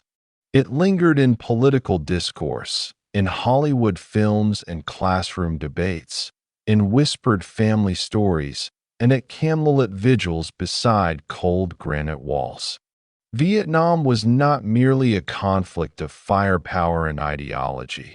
It was a convulsion of identity, a war that redefined two nations on opposite ends of the globe and reshaped how the world saw the limits of power, the cost of arrogance, and the price of forgetting. For the people of Vietnam, the end of the war in 1975 brought not triumph, but the beginning of a long and harrowing aftermath. The newly unified Socialist Republic of Vietnam was a nation shattered in body and spirit. Infrastructure lay in ruins. Cities were overcrowded and crippled by shortages. Farmlands were laced with unexploded ordnance. Millions of people were displaced: orphans, widows, amputees, survivors of napalm and artillery. The North, though victorious, bore the economic burden of rebuilding the devastated South, which had been far more industrialized and dependent on foreign aid. Hanoi's vision of rapid socialist reconstruction proved idealistic and often disastrous. State-run collectivization, currency reform, and political purges alienated vast swaths of the Southern population. Hundreds of thousands were sent to re-education camps, where former soldiers, officials, teachers, and suspected dissidents faced years of hard labor, indoctrination, and deprivation. The fear of persecution, combined with economic collapse and famine, triggered one of the largest refugee crises of the 20th century. Known to history as the Boat People, over 1 million Vietnamese fled the country in overcrowded, rickety vessels, braving pirates, storms, and starvation in the hope of reaching Malaysia, Thailand, the Philippines, or distant shores in Australia, Europe, and the United States. Thousands perished at sea, their names forgotten, their graves unmarked. Those who survived carried with them not only the trauma of war, but the dislocation of exile, the burden of rebuilding their lives in strange lands while never fully severing ties with the one they left behind.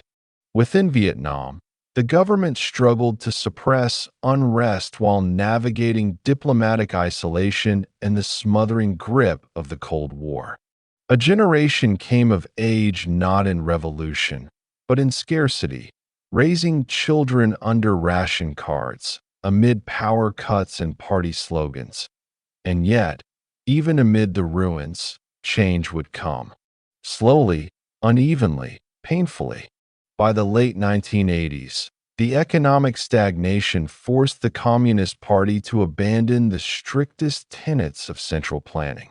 With the introduction of Doi Moi reforms in 1986, Vietnam cautiously embraced market liberalization, foreign investment, and a more pragmatic socialism. The scars of war were still everywhere: in Agent Orange birth defects, in the missing limbs of farmers, in the haunted eyes of former fighters. But a new generation sought something beyond survival. They sought normalcy, reconciliation, a future not defined by grief or ideology. It would take time. But the arc of Vietnam's post-war story bent not only toward endurance, but resilience. Across the Pacific, the war left a different kind of wreckage. In the United States, the fall of Saigon was not just a foreign policy defeat, it was a psychic rupture. The most powerful nation on earth had been brought to its knees not by another superpower, but by guerrillas in sandals, fighting in rice paddies and shadowy tunnels. Over 58,000 Americans had died. Hundreds of thousands returned with wounds that would never heal, physically or mentally. PTSD, then poorly understood and often untreated, haunted veterans who were often met not with parades, but with silence, suspicion, or scorn. Many felt betrayed by their government, by a society eager to forget, by a country that seemed ashamed of them. The war fractured the American psyche. It sowed distrust in institutions, cynicism about power, and deepened the cultural chasms of the 1960s and 70s. Vietnam became a metaphor for folly, for overreach, for imperial arrogance. It hovered over every future conflict like a specter. In Grenada, Panama, Somalia, Iraq, and Afghanistan, again and again, military planners would ask, "Is this another Vietnam?" At home, the war ignited a revolution in media, protest, and civil discourse. Never before had the horrors of war been broadcast into American living rooms night after night. Never before had young people, clergy, veterans, and politicians clashed so publicly over the moral legitimacy of a war. Vietnam spawned a counterculture of music, resistance, and radicalism, but also a backlash of conservative retrenchment. It forced Americans to reckon with uncomfortable truths about race, class, patriotism, and the machinery of war. It exposed the gap between official rhetoric and battlefield reality. It turned phrases like credibility gap and quagmire into part of the national vocabulary. In many ways, the war ended not in Vietnam, but in American living rooms, in the erosion of trust, in the tears of Gold Star families, in the photographs of burning villages and children running from napalm, in the silence of veterans who could not speak of what they had seen. Yet memory is not monolithic. Over time, the United States underwent a reckoning, a gradual, incomplete, but real attempt to confront the war's legacy. The Vietnam Veterans Memorial in Washington, unveiled in 1982, became a sacred space of mourning and reflection, its black granite etched with the names of the fallen. No rank, no judgment, just memory. Films like Platoon, Apocalypse Now, Full Metal Jacket, and The Deer Hunter portrayed the war with unflinching, surreal, often contradictory vision, part tribute, part indictment. Books, documentaries, and personal memoirs added nuance to the narrative. Politicians apologized. Soldiers wrote letters. Protesters revisited their roles.